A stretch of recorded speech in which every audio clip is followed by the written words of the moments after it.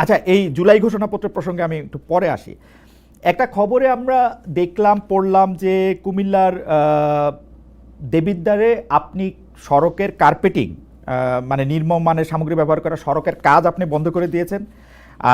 পরিদর্শনে গিয়ে আপনি বিষয়টা দেখেন। আপনি যে কাজ বন্ধ করে দিলেন সেটা কি, মানে সেটা আপনি কোন অধিকার থেকে সেটা আপনি করলেন? মানে এটা কি এনসিপি থেকে করলেন? এনসিপি থেকে করলেন? আমি কাজ বন্ধ করে দেই নাই। আমি কাজ বন্ধ করে দেই নাই। সেখানে হচ্ছে যিনি দায়িত্বে ছিলেন, যে ইঞ্জিনিয়ার, সেই ইঞ্জিনিয়ার সেই কাজ বন্ধ করেছেন। আমি সেখানে জানতে চেয়েছিলাম, আমি ভিডিও দেখতেছিলাম যে আপনি কার্পেটিং হাত দিয়ে তুলতেছেন। এই দায়িত্বটা আপনাকে কে দিছে? এনসিপি নাকি আপনি নিজেই নিজেকে দিছেন? আমি বারবার আপনাকে এটা আমি নিজে নিছি এই দায়িত্ব। এটা নাগরিক দায়িত্ব। এটা নাগরিক দায়িত্ব। এই দায়িত্বটা এনসিপি থেকে না। এটা আমরা না, এই দায়িত্ব, এই নাগরিক দায়িত্বটা আমরা নেই নাই বলেই, এতদিন পর্যন্ত আমাদের নেতারা আমাদেরকে বুঝুং বাজুং বুঝাইতে পারছে। এটা হচ্ছে, এবং এটা এখন আপনি আমাকে প্রশ্ন করতে পারেন এর আগে এই ধরনের ঘটনা আমি কখনো করেছি কিনা, রাজনৈতিক দল হওয়ার আগে, এর আগে অসংখ্য এরকম নাগরিক বিভিন্ন সম্পৃক্ত ইস্যুতে আমার বিভিন্ন সময় আপনি কি বুঝতে পারতেছেন? আপনি যে নাগরিক দায়িত্বের কথা বলতেছেন, আমরা সকল নাগরিকরা যদি এরকম করে গিয়ে নাগরিক দায়িত্ব, আপনার বাড়ি দেবিদ্বার, আমার পাশের থানা, আমার মুরাদনগর, আমি গিয়ে যদি রাস্তার কার্পেটিং তুলতে থাকি, আপনি এটার কার্পেটিং তুলতে থাকবেন, ইঞ্জিনিয়ারকে ডাক দিয়ে বলবেন এই কাজ এখন বন্ধ করেন, আপনি ঠিকাদারকে বলবেন আপনার বাবা 50 বছর ধরে এর চেয়ে ভালো কাজ করে আসতেছে বা আপনি তার চেয়ে ভালো কাজ করতেছেন। আমি এটা বলি নাই। আমি বলি না, আমি এটা বলি নাই। না, আপনি ভিডিওটা চালু করেন, আমি ভিডিও এখন দেখাবো, তাহলে আপনি আমার বক্তব্যটা এটা আপনি উইথড্র করেন। আমি এটা বলি না আমার বাবা হচ্ছে 50 বছর ধরে ওনার কাছ থেকে বাবা বলছেন না যে আপনি বলছেন না যে আপনার বাবা অনেক বছর ধরে ঠিকাদারি করেন? আমি বলছি ইয়েস, আমি বলছি আপনি 50 বছরের কথাটা বলেন নাই আপনার বাবার প্রসঙ্গে। দেখেন, আমি বলি না। হ্যাঁ, আমি অবশ্যই বলছি, কিন্তু কি বলছি কেন আপনি আপনার সেন্টেন্সটা কি বলছেন? আমার সেন্টেন্সটা বলছি আপনারা আমার সেন্টেন্স মিলাই আসেন, কন্টেন্ট অ্যানালাইসিস করে। আমি কি বলছি আপনি কি বলছেন? আপনি কি বলছেন বলেন। ঠিক আছে।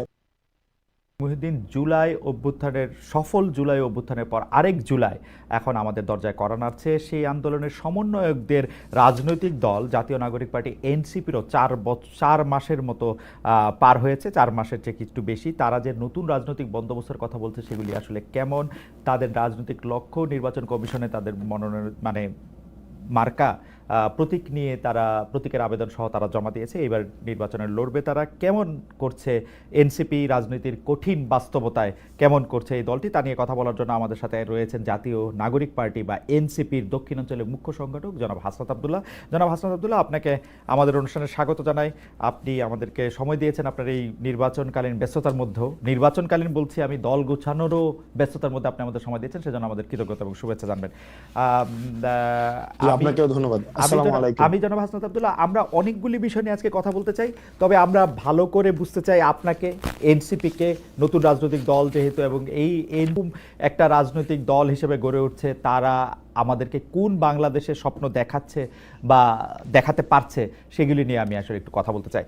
তো আমি প্রথমে যেটি আমি আপনাকে জানতে চাই যে এনসিপি এখন নিবন্ধনের জন্য জমা দিয়েছে রাজনৈতিক দল হিসেবে। রাজনৈতিক দলের মানে এটা রাজনৈতিক দল তো ঘোষণা হয়েই গেছে, ইলেকশন করার জন্য একটু নিবন্ধিত হইতে হয়, সেই নিবন্ধনের জন্য জমা দিয়েছে, তার মানে অনেকখানি পথ পারও হয়েছে।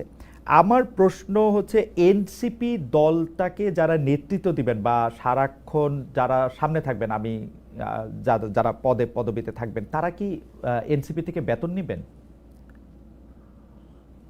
ওকে, এক নম্বর বিষয় হচ্ছে যে সারাক্ষণ যারা পদে থাকবেন এই বিষয়টা হবে না, কারণ আমাদের যে গঠনতন্ত্রটা আমরা জমা দিয়েছি, আপনি যদি গঠনতন্ত্রটা নিশ্চয়ই আপনি দেখার সুযোগ হয়েছে, সেখানে আমরা কোন রাজনৈতিক দল বাংলাদেশে যেখানে আমাদের সভাপতি, সেক্রেটারি সহ আমাদের সংগঠনের প্রত্যেকটি পদ সেটি হচ্ছে রোটেট করে হবে যোগ্যতার ভিত্তিতে, এবং একটা টাইম ফ্রেম বেঁধে দেওয়া হয়েছে। আমি দেখেছি খুবই ভালো করেছেন এটা 3 বছর।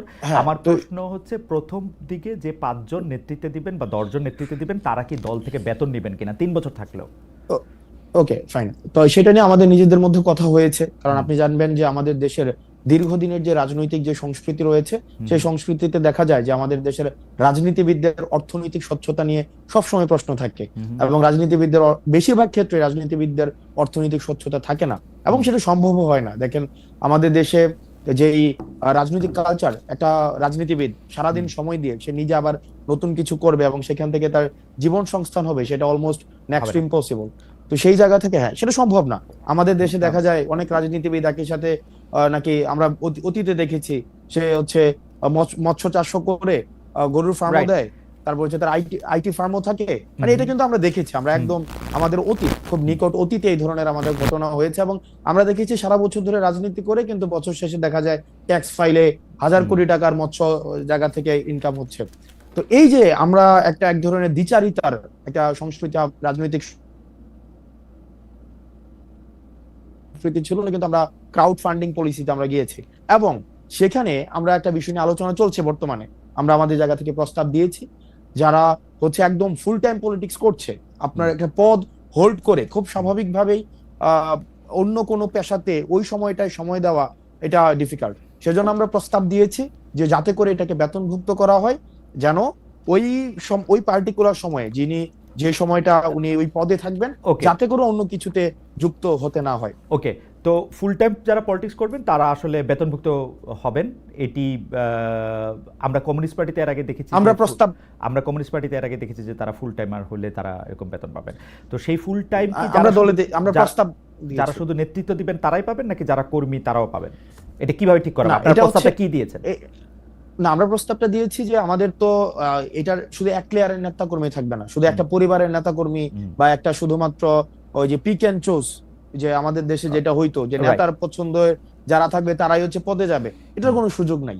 যোগ্যতার ভিত্তিতে কাউন্সিল হবে, কাউন্সিলের মধ্য দিয়ে আমাদের হচ্ছে একটা এক্সিকিউটিভ বডি থাকবে, একটা পলিটিক্যাল কাউন্সিল থাকবে, এবং হচ্ছে পলিটিক্যাল এক্সিকিউটিভ বডিটা হচ্ছে প্রেসিডেন্ট এবং সেক্রেটারি নিজের মতো করে কর্মসূচি বাস্তবায়নের জন্য যে তাহলে আমরা দেখলাম যে সভাপতি, সাধারণ সম্পাদক বা কেন্দ্রীয় কমিটিতে বা যতখানি আপনারা ঠিক মনে করেন ততজন লোক আসলে এখান থেকে আপনারা বেতন নেবেন, ক্রাউড ফান্ডিং এর মাধ্যমে হোক বা দলের অন্যান্য আয় থেকে হোক, এটা স্বচ্ছভাবে এটা হবে।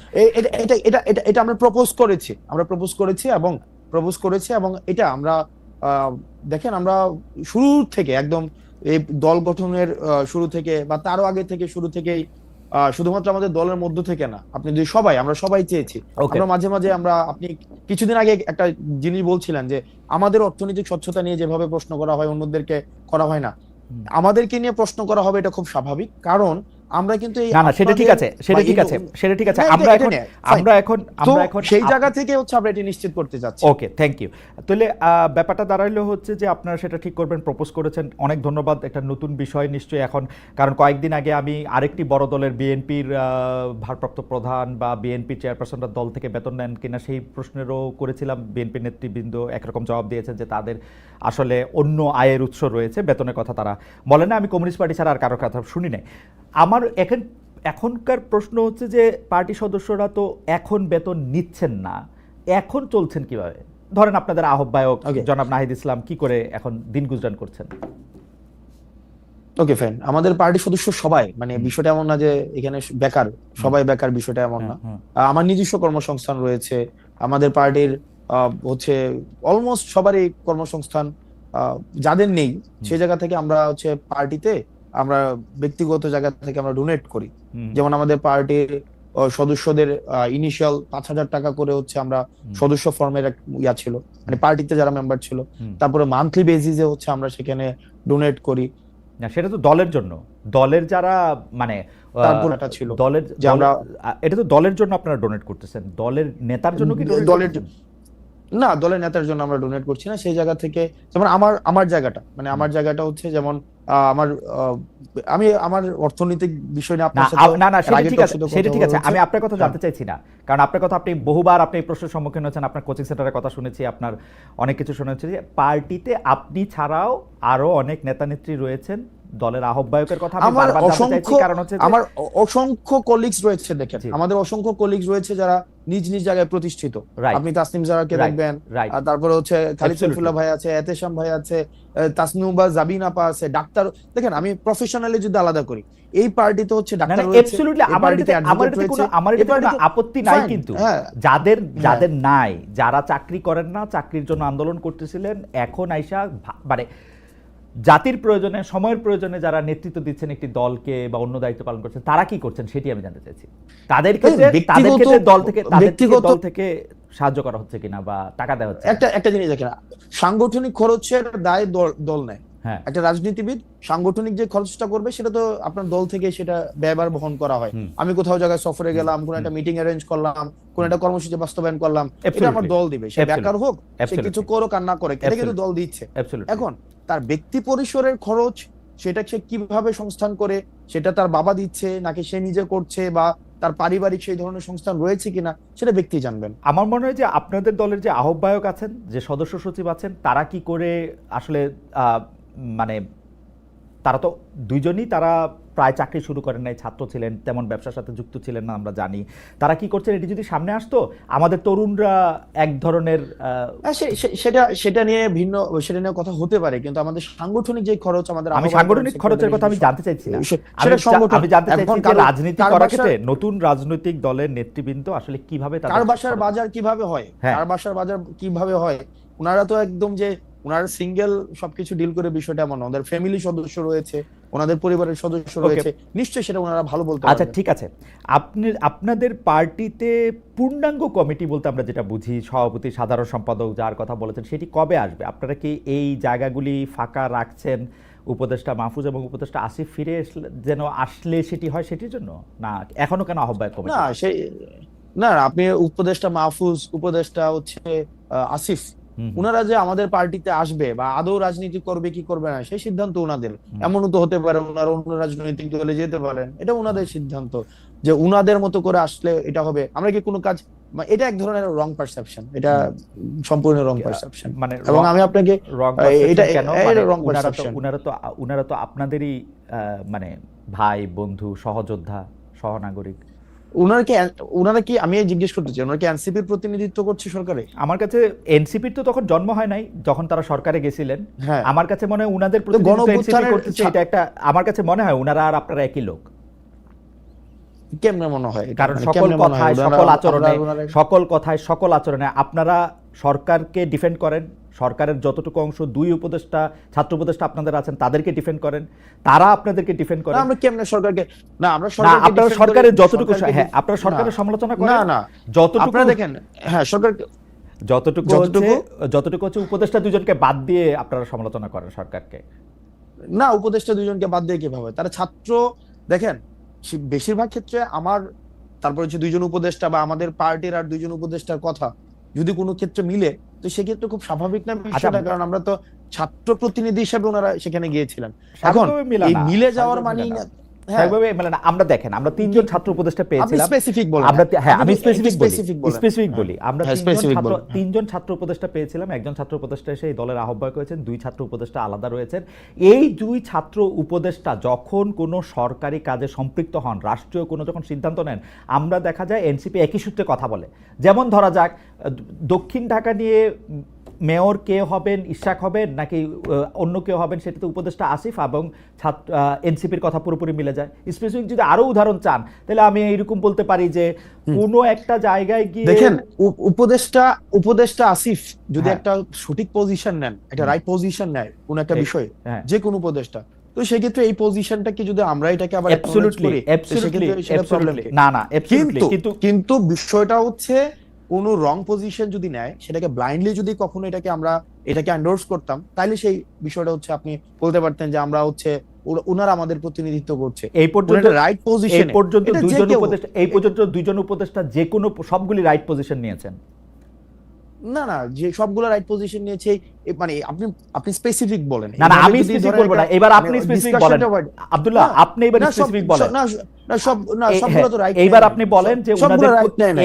এইবার আপনারা বলেন যে কোন, সবগুলো রাইট নেয় নাই তো। এইবার আপনারা বলেন যে এই উপদেষ্টাদের মধ্যে কোন কাজের আপনারা সমালোচনা করেছেন এই দুই উপদেষ্টার? দেখেন, এই দুই উপদেষ্টার, দেখেন আমরা শুরু থেকে বলছি, দেখেন এই দুই উপদেষ্টার কাজকে, এক নাম্বার হচ্ছে আমাদের যে মাহফুজ আব্দুল্লাহর কাজ হচ্ছে আমাদের এই যে মিডিয়া, তারপর হচ্ছে উনি তথ্য প্রযুক্তি মন্ত্রণালয় উনি দেখেন। আমরা কিন্তু বারবার বলে আসছি, যেমন মিডিয়া নিয়ে আমরা বারবার করে বলে আসছি যে দুইজন আমাদের ছিলেন, একজন নাহিদ ছিলেন এবং মাহফুজ আব্দুল্লাহ ছিলেন। উনারা কিন্তু ফেল করছে, মাহফুজ আলম ছিলেন, উনারা ফেল করছে। কারণ এই যে মিডিয়া যেভাবে সন্ত্রাস ম্যানুফ্যাকচার করেছে বা বৈধতা উৎপাদন করেছে, সেটির জন্য প্রয়োজনীয় ব্যবস্থা নেওয়ার দায়িত্ব ছিল সেটা নিতে পারে নাই। এই কথাগুলো কিন্তু আমরা সব সময় বলে আসছি। এই ব্যাপারগুলো এইটা কিন্তু তাদের আচ্ছা যাই হোক championship দেয় নাই তো ভাই। হাসান আজকে অনেক এরপরে দেখেন হাসান না এরপর না এরপরে আপনারা দেখেন আপনারা আসিফের বিষয়। প্রথম কথা হইলো আসিফের আমি বিষয়- বলি প্রথম কথা হইলো যে আপনি আমার চেয়ে অনেক স্মার্ট। আপনি যদি এখন শাক দিয়ে মাছ ঢাকতে চান তাহলে আমি এটা না, করতে না, পারবো না। শাক দিয়ে- আমি না, না, আমি আপনি বলতেছি যদি যে এভাবে- আপনি না, না, মাহফুজের বা শাক দিয়ে আসিফের মাছ কোন ঢাকার বিষয় কাজের না। আপনি সমালোচনা করছেন? আপনি বলতেছেন যে আপনার- যথেষ্ট পরিমাণে যে যারা হাসিনার আমলে সম্মতি উৎপাদন করছে তাদের বিরুদ্ধে যে ব্যবস্থা নেওয়া হয় নাই সেইটা হলো মাহফুজের ব্যর্থতা বা আসিফের ব্যর্থতা। না না দেখেন আপনি না অবশ্যই ব্যর্থতা। কেন মানে এখনো পর্যন্ত ওটা তো ওনার কাজ, এটার জন্য আবার আসিফকে দায়ী করা যাচ্ছে না। আসিফের কাজ হচ্ছে এলজিআরডি, উনি দেখেন, উনি স্পোর্টস মিনিস্ট্রি দেখেন, মাহমুদ এই দুইটা মন্ত্রণালয় দেখেন।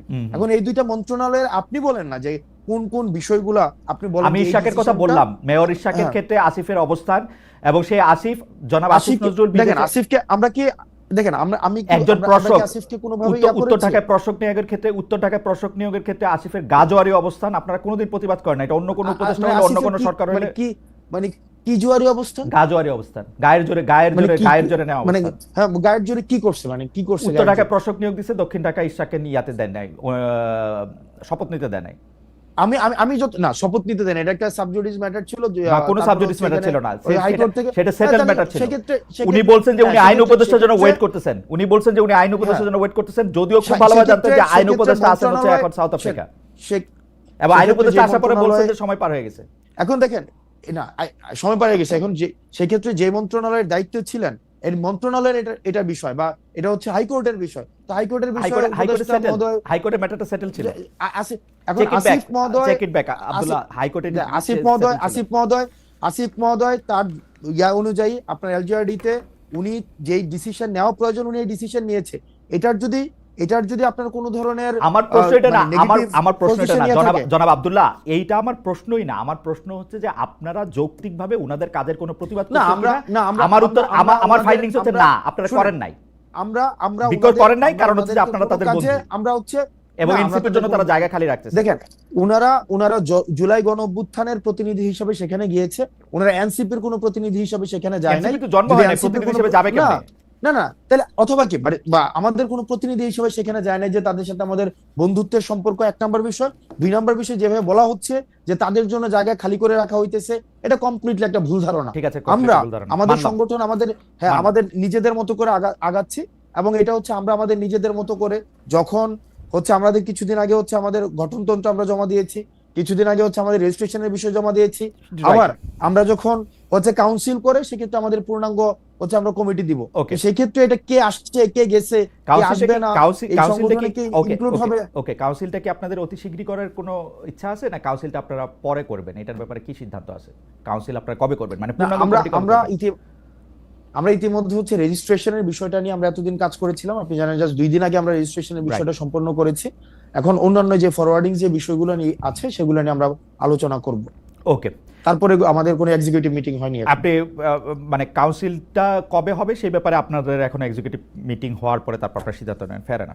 আমরা সিদ্ধান্ত নেব। আচ্ছা, রাজনৈতিক বা প্রশাসনিক অভিজ্ঞতা রয়েছে, দল প্রসঙ্গে আসি, রাজনৈতিক বা প্রশাসনিক অভিজ্ঞতা রয়েছে এমন কাউকে কি আপনারা সন্ধান করতেছেন? মানে আপনাদের দলে কি মানে আপনারা কোনো মুরব্বি চান, মানে যারা রাজনৈতিক বা প্রশাসনিক অভিজ্ঞতা রয়েছে, বা মানে এই ব্যাপারে কি ভাবনা আপনাদের, যে আপনারা কোনো আমরা ইতিমধ্যে হচ্ছে আমরা উপদেষ্টা মানে আমাদের রাজনৈতিক দলের রাজনৈতিক উপদেষ্টা এবং অরাজনৈতিক উপদেষ্টা আমরা হচ্ছে চাই আমাদের পার্টিতে হচ্ছে ইনক্লুড হোক। সেটির জন্য হচ্ছে আমরা সিভি আহ্বানও করেছি, সেই জায়গা থেকে আমরা কথা বলছি, অনেকের সাথে আমাদের কথা হচ্ছে, এবং সেটা হচ্ছে আমরা যে ধরনের রাজনীতি করতে চাই এবং হচ্ছে বাংলাদেশপন্থী রাজনীতি, সেক্ষেত্রে অনেক সিনিয়র হচ্ছে আপনি যাদেরকে বললেন হয়তো সিনিয়র রাজনীতিবিদ রয়েছে, বুদ্ধিজীবী রয়েছে, লেখক রয়েছে, বা হচ্ছে রিটায়ার্ড। বুঝতে পারছি, এর মধ্যে কি আপনারা আসলে আদর্শগতভাবে কোনো রাজনৈতিক বা প্রশাসনিক ব্যক্তিত্ব আপনাদের মাথায় আছে, যে যেমন ধরেন বিএনপির কেউ বা জামায়াতের কেউ, বা ধরেন আমদালিব রহমান পার্থ বা ডক্টর মোহাম্মদ ইউনূস, মানে আদর্শ হিসেবে আপনারা কাউকে সামনে রাখতেছেন? ধরেন বিএনপি তারেক রহমান সাহেবের মতো একজনকে চান, বা জামায়াতের শফিকুর রহমানের মতো, বা জনাব আমদালিব রহমান পার্থের মতো, বা ডক্টর মোহাম্মদ ইউনূসের মতো? ওকে, সেক্ষেত্রে আমরা হচ্ছে যারা আমাদের সাথে মানে আমরা যেই এখানে তো হচ্ছে ডক্টর মোহাম্মদ ইউনূস, তারপরে হচ্ছে ডক্টর মোহাম্মদ ইউনূস তো হচ্ছে অন্তর্বর্তীকালীন সরকারের প্রধান। এক্ষেত্রে একটা হচ্ছে তার আপনার মতো একটা অনেকের মানে একটাই তার আছে। মতো মানে আন্তর্জাতিকভাবে পরিচিত ওয়েস্টার্ন দেখেন, এডুকেটেড আমরা ওরকম আমরা কাউকে আমাদের কিনা? আমাদের অ্যাডভাইজরদের, হ্যাঁ আমাদের অ্যাডভাইজরদের আমরা হচ্ছে যাদেরকে আমরা অ্যাডভাইজর নিতে চাই, আমরা একটা স্ট্যান্ডার্ড আমরা বলেছি যে হয়তো রিটায়ার্ড কোনো অফিসার হইতে পারে, বুদ্ধিজীবী হইতে পারে, লেখক হইতে পারে, রাজনৈতিক অভিজ্ঞতা সম্পন্ন মানুষ হইতে পারে। এখন এটাকে ইন্ডিভিজুয়াল ইন্ডিভিজুয়াল আমরা কোনো ক্যারেক্টারাইজেশন করতে যাচ্ছি না, একদম যে এমসিকিউ কোশ্চেনের মতো যে ডক্টর মোহাম্মদ শফিকের মতো হইতে হবে, আচ্ছা, অথবা হচ্ছে তারিক ইন্ডিভিজুয়ালি সাহেবের কোনো মতো হইতে হবে, ক্যারেক্টারিস্টিক্স, এরকম না। ইন্ডিভিজুয়াল কোনো অথবা তাসনুবার এনসিপি এরা সব আলাদা আলাদা এনসিপি আপনার কাছে এরকম মনে হয়? আপনি স্পেসিফিক উদাহরণ খুব ভালোবাসেন, আমি চাইলে আপনাকে অসংখ্য স্পেসিফিক উদাহরণ দিতে পারি। যেমন হেফাজতের সম্মেলনে ওকে, আপনার ফাইন। অবস্থান, আবার ও, আবার আবার ওকে, আবার ফাইন। সেনাবাহিনী নিয়ে আপনার মন্তব্যের ক্ষেত্রে সার্জিসের একমত না হওয়া, এইটাকে ওকে, ফাইন, শিষ্টাচার আন্ডারস্টুড। বহির্ভূত ওকে, বলা পাটোয়ারির। আবার ধরেন নারী ইস্যুতে আপনার অবস্থান বনাম এনসিপির অবস্থান, আপনাদের অবস্থান বনাম বিভিন্ন অবস্থান হেফাজত, সেই ক্ষেত্রে কি ওকে, আপনার আলাদা আলাদা দল কিনা আপনি যদি একটু ব্যাখ্যা করতেন। ওকে, ফাইন। প্রথমত হচ্ছে এই আলোচনাটাকে দুই ভাগে মানে দুইটা লেয়ারে করতে হবে। এক নম্বর বিষয় হচ্ছে যে আমাদের দীর্ঘদিন ধরে যেটা হয়েছে, ইন্ট্রা পার্টি ডেমোক্রেসি আমাদের ছিল না। মানে ইন্ট্রা পার্টি মানে একটা একদম মানে ওয়ান ম্যান সেন্ট্রিক হচ্ছে রাজনৈতিক দলগুলো ছিল, যেখানে রাজনৈতিক দলের, আমি দুইটা লেয়ার শেষ করার পরে আপনি এই ক্ষেত্রে আমাকে প্রশ্ন করেন। তো সেক্ষেত্রে যেটা হতো যে একটা ভয়েসে সিঙ্গেল ভয়েস, যে একজন যা বলতো একদম ডাউনওয়ার্ডস পর্যন্ত একই ধরনের ভয়েস সেখানে ইকো হইতো। কিন্তু আমরা যেহেতু 5ই অগস্টের পরে অনেক এই যারা অভ্যুত্থানে ছিল তাদের মধ্যে তাদেরকে নিয়ে হচ্ছে আমাদের রাজনৈতিক দলটা গঠিত হয়েছে, সেখানে আমাদের মধ্যে এই যে ইন্ট্রা পার্টি ডেমোক্রেসি, সেখানে আপনি দেখবেন যে সেখানে নিজের দলের মানুষকে নিয়ে সেখানে সমালোচনা করা হয়, জবাবদিহিতার আন্ডারে নিয়ে আসা হয়, যেটা হচ্ছে নেভার বিফোর সিন। আপনি কখনোই অন্য কোনো রাজনৈতিক দলে সেটা আগে ছিল না। এই কারণে আমাদের দেশে এটা খুবই মানে আনইউজুয়াল একটা ঘটনা মনে হচ্ছে। মাই গুডনেস, যে আপনি চিন্তা করেন একটা জায়গায় যে মির্জা ফখরুল সাহেব একটা ধরনের একটা কথা বলেছেন এবং পাবলিকলি সেটা রিজভী সাহেব সেখানে বলছেন যে এই বিষয়ের সাথে আমি একমত না। এটা হচ্ছে একটা বিষয়। অর্থাৎ এটা কখনোই আমাদের দেশের রাজনৈতিক কালচারে ছিল না যে নিজ দলের সমালোচনা করা যাবে, নিজ দলের সব মানুষের স্ট্যান্ডের সমালোচনা করা যাবে। এক নম্বর বিষয়। দুই নম্বর বিষয়, আমাদের যেহেতু দলটা গঠিত হয়েছে মাত্র 4 মাস হয়েছে, তো 4 মাসের মধ্যে নানা টানাপোড়েন, প্রবলেম সলভ, এবং হচ্ছে আমরা বিভিন্ন বর্গের মানুষ সেখানে এসছে, বিভিন্ন চিন্তার মানুষ সেখানে এসছে, একটা অনেক কাজ করার মধ্য দিয়ে প্রবলেম সলভের মধ্য দিয়ে, কর্মসূচির মধ্য দিয়ে একটা রাজনৈতিক দলের এই যে বিভিন্ন মতপার্থক্য গুলো থাকে, মানে ইন্ট্রা পার্টি যেভাবে আমাদের মতপার্থক্য গুলো থাকে, তখন সেটা একটা শেপে আসে। তো স্বাভাবিকভাবে আপনি 3-4 মাসের মধ্যেই যে এটার একদম একটা সবার মানে ইউনিনিমাস একটা ক্যারেক্টারিস্টিক্স দাঁড়াবে, সেটা হচ্ছে 3 মাস খুব কম সময় সেটির জন্য। তবে ক্রমশ সেটার একটা পর্যায় বা দিন না, যত যাবে কর্মসূচির মধ্য আপনার শেষ দিয়ে হলে আমি একটু বলি, সেটার একটা, হ্যাঁ আপনার শেষ হলে হ্যাঁ আমি একটু সেটার বলি। একটা জি। প্রথম কথা হচ্ছে ইন্টারপার্টি ডেমোক্রেসির কথা আপনি বলতেছিলেন। ইন্টারপার্টি ডেমোক্রেসিতে কোনো শাস্তি দেওয়ার বা কোনো রকম কোনো জবাবদিহিতা করার, একজন মানুষ আরেকজন মানুষের সাথে কথা বলার এরকম কোনো রীতি আছে কিনা আপনি জানতেছিলেন। আপনি আবার ভালো করে বাংলাদেশের রাজনৈতিক হিস্ট্রি পড়েন, আপনি দেখবেন যে অসংখ্য এরকম উদাহরণ আছে। বদরুদ্দোজা চৌধুরী থেকে শুরু করে ডক্টর কামাল হোসেন থেকে শুরু করে আব্দুল মান্নান ভূঁইয়া থেকে শুরু করে সাইফুর রহমান এবং আওয়ামী লীগের বিভিন্ন লোকের কথা যদি আপনি দেখেন, আপনি যদি বাংলাদেশের বাম গণতান্ত্রিক আপনি দেখেন, আলাদা মন্তব্য দেওয়ার জন্য তাদেরকে পার্টিতে সাফার করতে হয়েছে, কাউকে কাউকে পার্টি থেকে বেরিয়ে আসতে হয়েছে, সেরকম অসংখ্য ঘটনা ঘটেছে। বর্তমানেও যদি আপনি আসেন, এই 3 সপ্তাহের মধ্যে বিএনপি তাদের অন্তত শীর্ষ 2 নেতাকে 2 বার করে শোকজ নোটিশ দিয়ে এসছে, আলাদা আলাদা করে, শুধুমাত্র মন্তব্য করার জন্য। সুতরাং এটা যদি শুধুমাত্র আপনাদের পার্টির একচেটিয়া, সেটা আপনি বলেন না। আর 2 নাম্বার কথা হলো, আপনি তাহলে এবার একটা পরিষ্কার করেন, আপনি আমাকে একটু পরিষ্কার করেন যে কোন এনসিপিটা তাহলে আসল এনসিপি। আমি যখন দেখি যে এনসিপি একটা, না এটা আমি আপনাকে বলি, হেফাজতের ক্ষেত্রে আপনার অবস্থান, নারীদের ক্ষেত্রে আপনার অবস্থান, সেনাবাহিনীর ক্ষেত্রে আপনার অবস্থান থেকে আমরা হেফাজতের বাইরে, সেনাবাহিনীর বাইরে আমি নারীদের একটু ক্ষেত্রে বুঝতে চাই, জি, আমি একটু জি, আবার বুঝতে চাই আপনার বলেন। কাছ থেকে যে হেফাজতের প্রশ্নে আমার অবস্থান কি ছিল, মানে হেফাজতের হেফাজতের ওই সমাবেশে আমার অবস্থান কি আপনি ছিল? সেখানে উপস্থিত ছিলেন, আপনি সেখানে গিয়েছিলেন পরে, এবং সেখানে আপনি বক্তব্য রেখেছেন নারী কমিশনের বক্তব্য প্রসঙ্গে। তো সেখানে আপনি বক্তব্য রেখেছেন, কি একাত্মতা বলেছিলেন রেখেছেন, সেখানে? এবং আপনি বক্তব্য রেখেছেন। না দাঁড়ান, আমি আপনি আমাকে প্রশ্ন করলে করতেই পারেন, আপনি আমাদের মানে সময় আংশিক বাঁচানোর সত্য, জন্য, সেটা সময় আংশিক সত্য, আংশিক সত্য। আমি হেফাজতের প্রোগ্রামে গিয়েছি, এটা সত্য, কিন্তু পরবর্তী যে বিষয়গুলো রয়েছে সেখানে নারী কমিশনের বাতিল বিষয়ে আমি কোনো কথা বলিনি। আপনি আর ভিডিও আছে, সব জায়গায় আছে। আমার বাতিল আমার বিষয়ে আমি প্রশ্নের কোনো জবাব কথা দেন বলিনি। হাসনাত। এক নাম্বার বিষয়। হাসনাত, দুই নাম্বার বিষয়, হেফাজত হ্যাঁ, হেফাজত সেই সভাটা আহ্বানই করেছিল নারী কমিশনের রিপোর্টের এগেইনস্টে। আপনি সেখানে জেনে ওকে ফাইন, বুঝেই গিয়েছেন এবং একাত্মতা করতেই গিয়েছেন সেখানে। এক নাম্বার বিষয়, হুম, এক নাম্বার বিষয় আমি একদম অন এয়ারে বলছি আপনাকে, কোনো হুম, ইনফরমালি কোনো আলাদা ভাবে বলছি না, অন হুম, এয়ারে বলছি। ওই প্রোগ্রামটা ইনিশিয়ালি হওয়ার কথা ছিল, সেখানে যে হেফাজতে শাপলা হত্যাকাণ্ড হয়েছিল, সেই শাপলা হত্যাকাণ্ডের এই বিষয়ে, এবং এর আগে আমরা হচ্ছে আওয়ামী লীগ নিষিদ্ধের একটা প্রোগ্রাম দিয়েছিলাম। হুম। আওয়ামী লীগ নিষিদ্ধের একটা প্রোগ্রাম দিয়েছিলাম। এই প্রোগ্রামের একদিন পরেই হচ্ছে ওই প্রোগ্রামটা হয়েছিল আপনার হচ্ছে সোহরাওয়ার্দীতে। আমরা সেখানে, আপনি যদি আমার বক্তব্যতে দেখেন, সেখানে আমি স্পষ্টভাবে আওয়ামী লীগ নিষিদ্ধ এই নিয়ে কথা বলেছি। দুই নাম্বার বিষয়, আমি শেষ করি। হুম, দুই নাম্বার বিষয়, সেখানে নারী কমিশনের যে বিষয়, সেখানে আমি কমিশন বাতিল বিষয়ে আমি কোনো কথা বলিনি। স্পষ্ট উল্লেখ আছে, সেখানে আমি বলেছি যে নারীদের যে যোগ্য হিস্সা রয়েছে, নারীদের যথাযথ আমি আপনার অধিকার বক্তব্য রয়েছে, শুনেছি সেগুলিকে হাসনাত, নিশ্চিত আমি করতে আপনার হবে। বক্তব্য শুনেছি। এবং এই আপনার এবং তবে এবং এবং এই কমিশন নিয়ে যদি, এবং এই কমিশন নিয়ে যদি কোনো ধরনের আমি মতপার্থক্য থেকে থাকে, সেটি নিয়ে আলোচনার ভিত্তিতে সেটি সমাধান হতে হবে। হাসনাত, এবং হাসনাত, সেখানে হাসনাত, নারীদেরকে নিয়ে, জি, হেফাজতের ওইখানে আপনার অবস্থান কি এনসিপির অবস্থান? আমি কোয়ালিটেটিভ ইয়াতে চাচ্ছি না, আমি বলতে চাচ্ছি যে আপনার অবস্থান এনসিপির অবস্থান কিনা।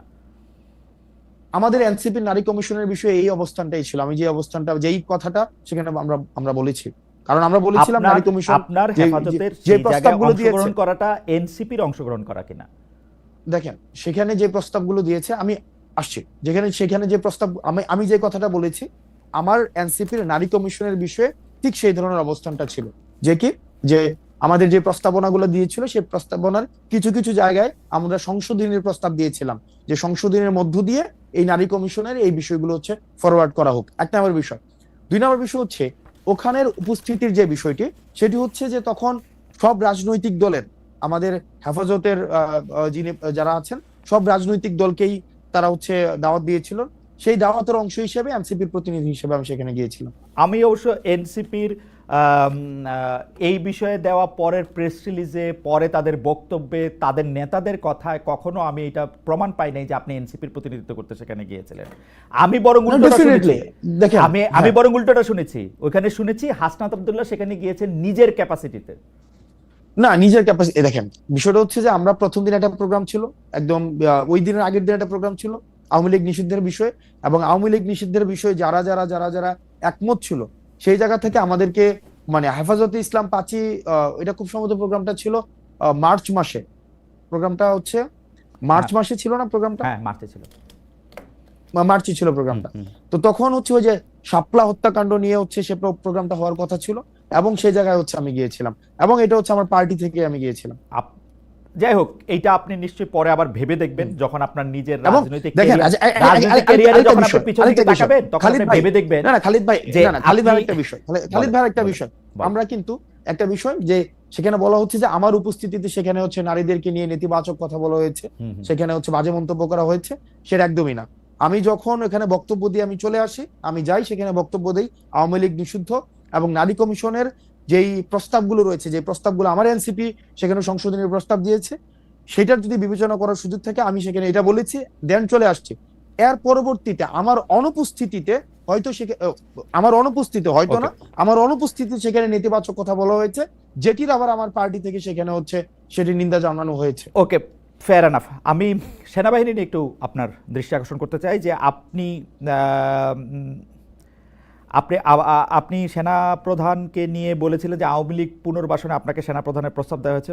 মার্চে আপনি এরকম একটা পোস্ট করেছিলেন, আওয়ামী লীগকে সেনাপ্রধান বা সেনাবাহিনী পুনর্বাসন করতে চায়, সেই রকম একটা বক্তব্য দিয়েছিলেন। এই বক্তব্যে, আপনার বক্তব্যের সাথে আপনাদেরই আরেক নেতা সার্জিস আলম একমত হন নাই, এবং না না, বক্তব্যের সাথে, এবং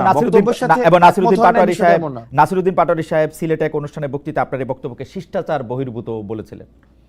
আপনার একটু মন্তব্য করতে চাই। ওকে, এখানে হচ্ছে সার্জিসের স্ট্যাটাসটা যদি দেখেন, সে আমার বক্তব্যের সাথে একমত না, বিষয়টা এমন না।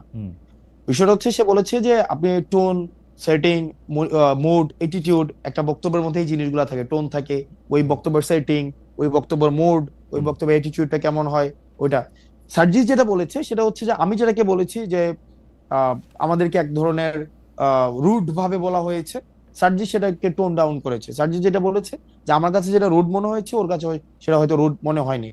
আর নাসির ভাই যেটা হচ্ছে সিলেটের বক্তব্য ইফতার পার্টিতে যেটা বলেছেন যে এই ধরনের বিষয় মানে আমাদের কখনোই দেখা যায়নি যে এই ধরনের বিষয় পাবলিক স্ফেয়ারে কখনো নিয়ে আসা হয়েছে।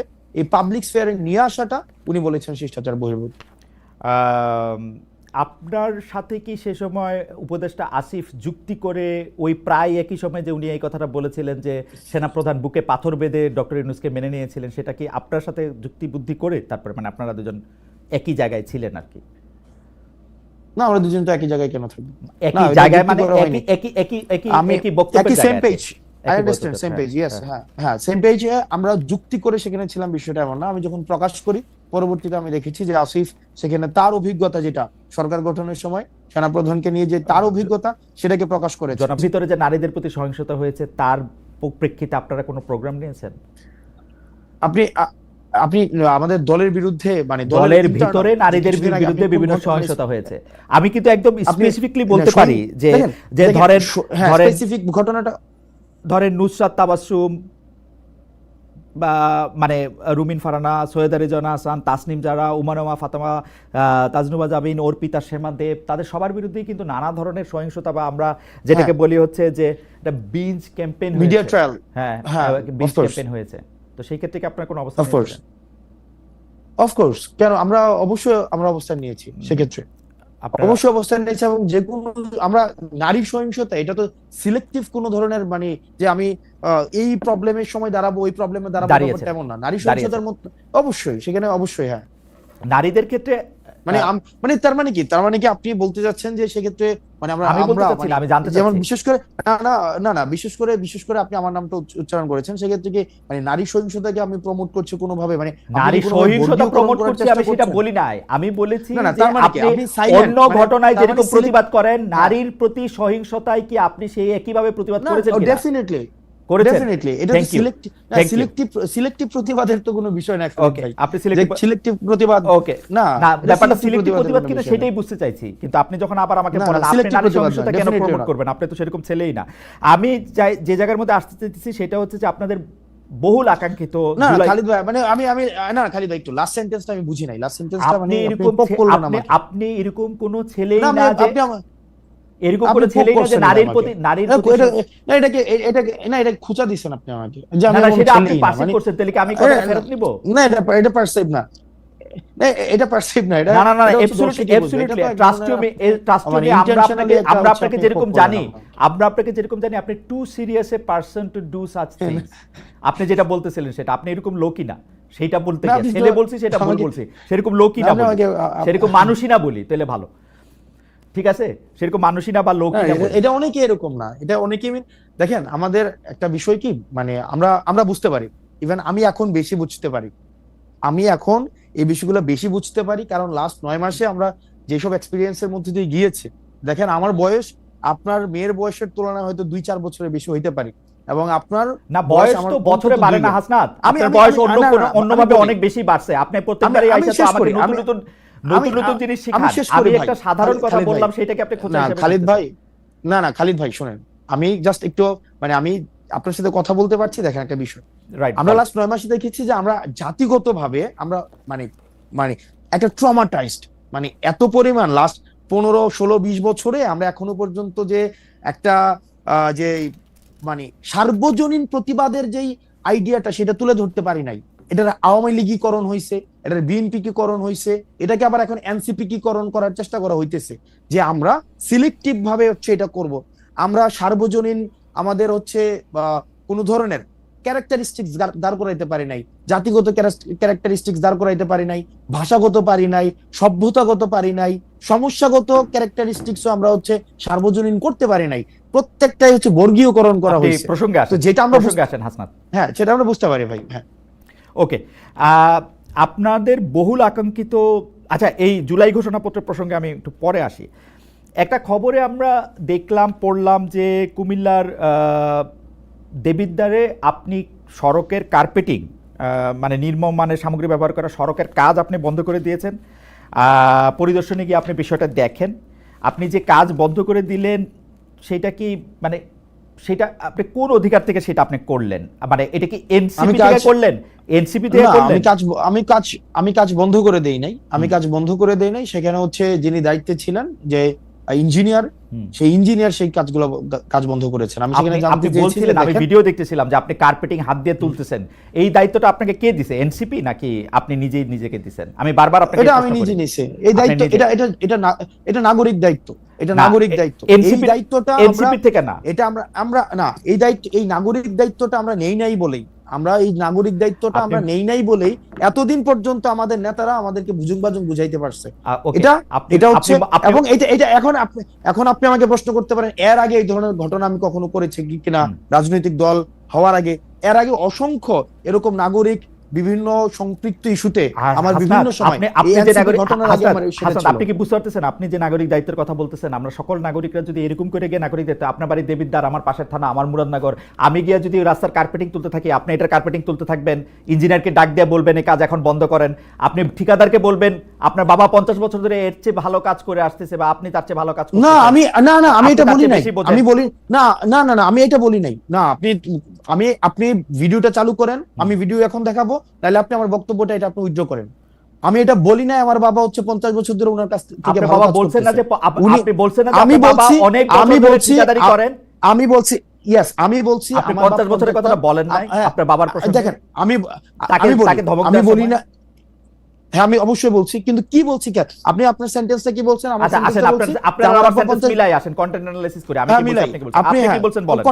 ঠিক আছে fine। বলেন, আমি বলেন। বলছি যে ওনাকে বলছি যে আপনার বয়স আমার থেকে অনেক বেশি। হুম, আমি ওনাকে বলছিলাম, স্পষ্ট মনে আছে হুম, যে আপনার বয়স আমার থেকে অনেক বেশি, হুম। এবং আমার বাপ এই কাজ করে অনেক বছর ধরে, 50 অনেক বছর ধরে এই কাজ 50 করে, 50 40-50 বছর ধরে, 50 50 বছর ধরে করে। আমি কি আমার বলছি? বাপ 50 বছর আমি কি ধরে, বলছি?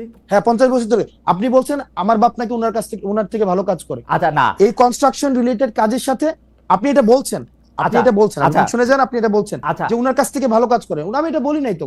আপনি এটা তাহলে আপনি বোঝানোর আপনি জন্য বলছেন, যে ঠিক আছে ঠিক আছে, আমি তো construction- কন্টেন্ট অ্যানালাইসিসের কথা বলতেছি। হ্যাঁ, আপনি বলছেন হ্যাঁ এই যে কনস্ট্রাকশন আমার বাবা রিলেটেড ইস্যুতে 50 বছর ধরে ঠিকাদারি কাজের সাথে যুক্ত, আমাকে এগুলি বুঝাইতে আসেন না, এটা কি আপনি বলছেন? যুক্ত। হ্যাঁ এটা আমি বলছি, কারণ এই কনস্ট্রাকশন রিলেটেড কাজগুলো এই সম্পর্কে আমার মানে একটু হইলো আইডিয়া আছে। এখন আপনি যেটা বললেন যে কার্পেট, আপনি প্রশ্নটা ওই জায়গায় করতে পারেন যে কার্পেটটা উঠাই তো মানে কার্পেট উঠবে কেন, মানে কার্পেট উঠবে কেন সেটা না ধরে যে কার্পেট উঠাইতে গেছে। হাসান, মানে এইটা বাংলাদেশে একটা মানে এটা ভুলে গেছে। বাংলাদেশে একটা সরকার আছে যে জায়গায় ভোক্তারা মানে ভোক্তা অধিকার আইন আছে। আমরা তো চাইতেছিলাম যে সেই সংস্থাগুলি যেগুলি হাসিনা গত 15 বছর ইনস্টিটিউশনগুলি ধ্বংস করছে হাসিনা সরকার, সেগুলি গইরা উঠো। আপনি বলতেছেন এটা আপনার নাগরিক দায়িত্ব, আপনি হাত দিয়ে কার্পেটিং তুলে ফেলবেন এবং ইঞ্জিনিয়ারকে বলবেন কাজ বন্ধ করে দিতে। আমি না এক্স্যাক্টলি আপনি যেটা চাইতেছেন আমিও এটা চাইছি। আমি ভুলটা ধরাই দিছি যে আপনার যেই অর্গানাইজেশনস গুলো আছে যেটা দায়িত্ব সেটা প্রপারলি ফাংশন করতেছে না। যদি প্রপারলি ফাংশন করতো তাহলে হাত দিয়ে কার্পেট উঠতো না, হাত দিলে কার্পেট উঠতো না। আপনি মনে হয় যে সকল নাগরিকদের তার তার দায়িত্ব এরকম করে পালন করা উচিত, হাত দিয়ে কার্পেট তুলে নিয়ে আসা উচিত রাস্তায় যত জায়গায় যত খারাপ কাজ হবে বলে নাগরিক মনে করে? ভাই আপনার হাত দিয়ে কার্পেট উঠে নিয়ে আসা, আমি বলি হাসনাত, আমিও একজন নাগরিক, আপনিও একজন নাগরিক, আপনার বাড়ি দেবিদ্বার, আমার বাড়ি মুরাদনগর, আপনি রাস্তার মধ্যে হাত দিয়ে কার্পেট তুলে এবং আপনি বলতেছেন ফ্রাস্ট্রেটেড ভাই। কেন ফ্রাস্ট্রেটেড বলেন? ভাই আপনি কার্পেট রাস্তার মধ্যে, প্রথম প্রশ্নটা আপনি এটা করেন, রাস্তার মধ্যে এমন কার্পেট যাবে কেন? না রাস্তার মধ্যে কার্পেট যাবে কেন সেই প্রশ্ন আমি করলাম। রাস্তার মধ্যে, দ্বিতীয় প্রশ্নটা রাস্তার মধ্যে আপনি কি চাইতেছেন যে রাস্তার মধ্যে কার্পেট আমি হাত দিয়ে উঠাবো? হাত দিয়ে উঠাবো কার্পেট? তাহলে কি দিয়ে উঠাবো? আপনি এই পর্যন্ত বললেন যে নাগরিকদের এই দায়িত্ব পালন করা উচিত সবার, আমারও উচিত কিনা সেটা আপনি আমারে বলেন, নাকি আপনি স্পেশাল? ভাই আপনার একটা কাজে আপনি যদি দেখেন একটা কাজে এই কাজটা যেভাবে করা উচিত ছিল সেভাবে কাজটা হয় নাই, সংশ্লিষ্ট কর্তৃপক্ষের কাছে অভিযোগ করব। আমার রাস্তায় হাত দিব না, কর্তৃপক্ষের কাছে আমি রাস্তায় হাত দিব না। এইটা আইন নিজের হাতে তুলে নাও। আমাদের দেশে আপনি যেটা করছেন সেটা হচ্ছে আইন নিজের হাতে তুলে নাও। আমাদের দেশে শুনেন, আমাদের দেশে আমি আইন নিজের হাতে তুলে নেই। আমি আইন নিজের হাতে তুলে নি, আমার দেশের কাজটা ঠিকভাবে হইতেছে না সেই জিনিসটা হচ্ছে আমি দেখাইছি যে দেখেন এখানে 5টা স্তরে কাজটা ঠিকভাবে হইতেছে না, এবং সরকার এত কোটি টাকা ইনভেস্ট করার পরও আপনি এমন ভাবে কাজ করতেছেন যে কাজটা প্রপারলি এটা কোনো ফাংশনালি হইতেছে না। যার যেটা করা দরকার ছিল সে সেটা করতেছে না, তাকে তখন ইঞ্জিনিয়ার এসে সেই কাজ বন্ধ করছে। তো তার মানে কি আমার দেশের যে প্রবলেমটা আছে প্রবলেমটা নিয়ে আমরা কথা বলবো না? হাসনাত আপনি যে দেখাবো না প্রবলেমটা, মানে প্রবলেমটা হাসনাত আপনি যে কাজটা করছেন এটার জন্য তো আমি বুঝতে পারতেছি আপনি অনেক প্রাউড। আপনি কি চান যে আমরা সবাই এইভাবে আমাদের আমি কাজগুলি করি? না না, আমি প্রাউড না। না, মনে করেন যে এটা আমি হচ্ছে, আজকে আমি দেখেন, আবারও আমার দেখেন, উদাহরণ দিচ্ছি, আমি একজন সাধারণ নাগরিক, আমাদের আমি এনসিপির মতো ইনস্টিটিউশনগুলো যদি এনসিপির মতো দলের ভাই, বড় আমাদের নেতা না, আমি ইনস্টিটিউশনগুলো যদি যদি এখন মুরাদনগরের আমাদের, রাস্তাটা দেখি আমি এটা হাত দিয়ে তুলবো কিনা, আমার প্রশ্ন সরল। আপনি যদি দেখেন কাজটা ঠিকঠাক ভাবে হইতেছে কিনা, এটা কি মানে মানে এটা আমার দেখার দায়িত্ব, অবজার্ভ করা, মানে আমি দেখবো? আপনি কি, আপনি আচ্ছা এটা দেখার দায়িত্ব আপনার না, কিন্তু আপনি যখন দেখছেন যে কাজটা আমি ঠিকঠাক অভিযোগ ভাবে করবো, হইতেছে না, আমি বললাম আমি তখন অভিযোগ করবো, তখন অভিযোগ করবো আমাদের দেশে, আমাদের, ওকে ফাইন, আমাদের দেশের ওই কালচারটা, আপনি যে কালচারটা দেখেন আইডিয়াল কালচারটা, সেটা আমিও দেখি যে আমাদের দেশের ইনস্টিটিউশন গুলো প্রপারলি ফাংশন করুক, কিন্তু আমাদের দেশে করে নাই তো ভাই। আমরা তো দেখছি হচ্ছে রডের বদলে বাঁশ দিয়ে হচ্ছে ব্রিজ বানাইছে, রডের বদলে যে বাঁশ দিয়ে ব্রিজ বানাইছে, প্রপার অথরিটিকে যে বলছে না তো বছর ধরে প্রপার, আমি আসনাত আব্দুল্লাহ তো হচ্ছে এর আগে কার্পেট উঠাই নাই গিয়া, তাহলে কার্পেট আপনারা তো অনেক বছর ধরে প্রপার অথরিটিকে অভিযোগ দিতেছেন, তো প্রপার অথরিটিকে অভিযোগ দেওয়ার পরে তাইলেও রডের বদলে বাঁশ গেল কেন, তাইলেও হচ্ছে আপনার কার্পেটিং হাত দিলে উঠে যায় কেন, প্রশ্নটা করেন। আমার মনে হয় উঠে যায় কেন, হাসনাত হাত দিলে উঠে যায় কেন? হাসনাত আমি আপনাকে বলি, আপনি যেই উদাহরণ জাতির সামনে রাখতেছেন, লক্ষ লক্ষ কোটি কোটি মানুষ আপনাকে ফলো করে, এই উদাহরণটা দিলে এই যে সাধারণ একজন মানুষ আমার মতো, সেও এই কাজটা নিজের হাতে করার ব্যাপারে উৎসাহী হবে কিনা সেটা আমি আপনাকে ভাইবা দেখতে বলছি। আপনি যেটা করছেন সেটা আপনার জন্য ঠিকই আছে, আপনি তো এটাই করবেন, ওকে, আপনি এটা করবেন কারণ আপনি নেতা, আপনি তো পদ দেখাবেন, আপনি নেতা, আপনি পদ দেখাবেন। এটা আরেকটা বিষয় আছে কি ভাই, এটা আরেকটা ইস্যু আছে, এটা আরেকটা বিষয় আছে। আমি আজকে কার্পেট হাত দিয়ে উঠাইছি, যখন এর পরবর্তীতে ওই রাস্তাটা যে করবে, কন্ট্রাক্টর করবে অথবা হচ্ছে যে ইঞ্জিনিয়ার করবে, কার্পেট যেন হাত দিলে না উঠে এই বিষয়ে সে সচেতন এবং থাকবে। বাংলাদেশে এরকম কাজ যদি আরো 4,500 হয়ে থাকে, 4,500 জায়গায় এরকম কার্পেট দিয়ে হাত তোলা উচিত, তাই তো ব্যাপারটা? মানে এই 4.5 একটা তো এটা তো বিচ্ছিন্ন ঘটনা না, এটা তো বিচ্ছিন্ন ঘটনা না, এই মুহূর্তে তো অনেকগুলি জায়গায় এরকম কার্পেটিং আছে, সেগুলি মানুষ হাত দিয়ে তুলবে কিনা। আমার একটা কার্পেটিং উঠানোতে যদি বাংলাদেশের লক্ষ লক্ষ মানুষ কার্পেট উঠাইতে শুরু করে, আমার একটা কার্পেট উঠানোর এই এক্সাম্পলটা লক্ষ লক্ষ মানুষ যেন কার্পেট উঠাইতে না হয়, সেটার জন্য প্রশাসন প্রয়োজনীয় ব্যবস্থা। ঠিক আছে, এটা আপনার ব্যাখ্যা। আপনি এই কাজটা কি, মানে এই কাজটা যে খারাপ হয়েছে সেটা কি আপনি এমনি জানলেন না কেউ আপনাকে তদবির করে এটা জানাইছে, মানে আপনাকে কেউ জানাইছে? এটা আমার সাংবাদিক জানাইছে। এটা আপনাকে সাংবাদিক জানাইছে। আপনার কাছে কি এটা তদবির হিসেবে আসছে, নাকি আপনি আপনার নির্বাচনী এলাকা যেখান থেকে আপনি নির্বাচনী করবেন বলে শোনা যায়, বা আপনার নিজের গ্রামের বাড়ি, দানাবাড়ি, দাদাবাড়ি, সেখানে যাচ্ছিলেন তারপর সেটা করছেন? না, এটা হচ্ছে যে আপনার আমাকে এলাকা থেকেও অনেকবার বলা হয়েছে এর আগেই। আমি নরমালি হচ্ছে খুব কম আমার এলাকায় যাওয়ার সুযোগ হয়, তো সেক্ষেত্রে একদিন আমাদের রেজিস্ট্রেশনের পরের দিন আমার হচ্ছে এক সাংবাদিক দেখাইলো যে এই রাস্তা না, আরো অনেকগুলো রাস্তা হচ্ছে এই ধরনের নিম্নমানের কাজ হচ্ছে, এবং দেখা যাচ্ছে যে এই ধরনের কোনো ব্যবস্থা নেওয়া হচ্ছে না। এলাকার মানুষও খুব ক্ষুব্ধ, এবং হচ্ছে এই বিষয়ে যেন প্রয়োজনীয় ব্যবস্থা আমরা সবাই মিলে নেই, সেই জন্য আমি জাস্ট গিয়েছিলাম সেখানে, এবং দেখলাম তো এই দুরূহ অবস্থা। কিন্তু আমি আবার নিজের প্রতি সরি ফিল করতেছি আসলে, যে আমার উচিত হয় না, আমার মাপ চাওয়া উচিত, একটা গণমাফ কর্মসূচি হয়তো এটা পালন করা উচিত আমার। মানে এটা কেন বললেন, আমাকে খোঁচা দিলেন? না, খুঁজে দেয় না, আমি গণমাফ কর্মসূচি আমি বুঝি না, হঠাৎ করে রিয়েলাইজ হয়েছে, কারণ সারা দেশের সবাই যদি এখন সারা দেশের সবাই যদি কার্পেট উঠানো শুরু করে, তাহলে তো আসলে আমার তো তাই, আপনি তো সেই আহ্বানই জানাইতেছেন, আমার কাছে মনে হলো আপনি তো নেতা, আপনি যেটা করবেন মানুষ তো তাই করবে। এই যে এখানে আমাকে মানুষ, এই যে এখানে আপনার অনুসারীরা আমাকে মেসেজ করতেছেন, রাস্তা কি খালি চোখ দিয়ে বোঝা যায়? হাত দিয়ে উঠাইলেই রাস্তা বোঝা যায় রাস্তা খারাপ।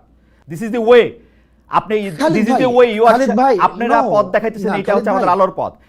আমি পরবর্তী প্রসঙ্গে আসি, আপনার আহ্বান আপনি জানাইছেন, আপনার মেসেজ আপনি দিচ্ছেন, লোকের লোকেরটা বুঝছে। খালিদ ভাই, আমরা ডিসকাশনটা এমন জায়গায় পুট করতেছি, আপনি রাস্তাটা কেন হাত দিলে উঠে যায় আমরা সেই জায়গায় ডিসকাশনটা নিতেছি না, বরং সে কেন চোর ধরাই দিল, এটা হচ্ছে তার প্রবলেম। না, আমার কথা হইলো, চোর যদি বাংলাদেশে পুলিশ ছাড়া কম্পিটিটিভ অথরিটিটা যেই ধরুক, আমি সেই ব্যাপারে আপত্তি জানাবো। আপনার স্কুল আলাদা, আপনি বলবেন চোর আপনারই ধরে দেওয়া উচিত, এই হচ্ছে পার্থক্য।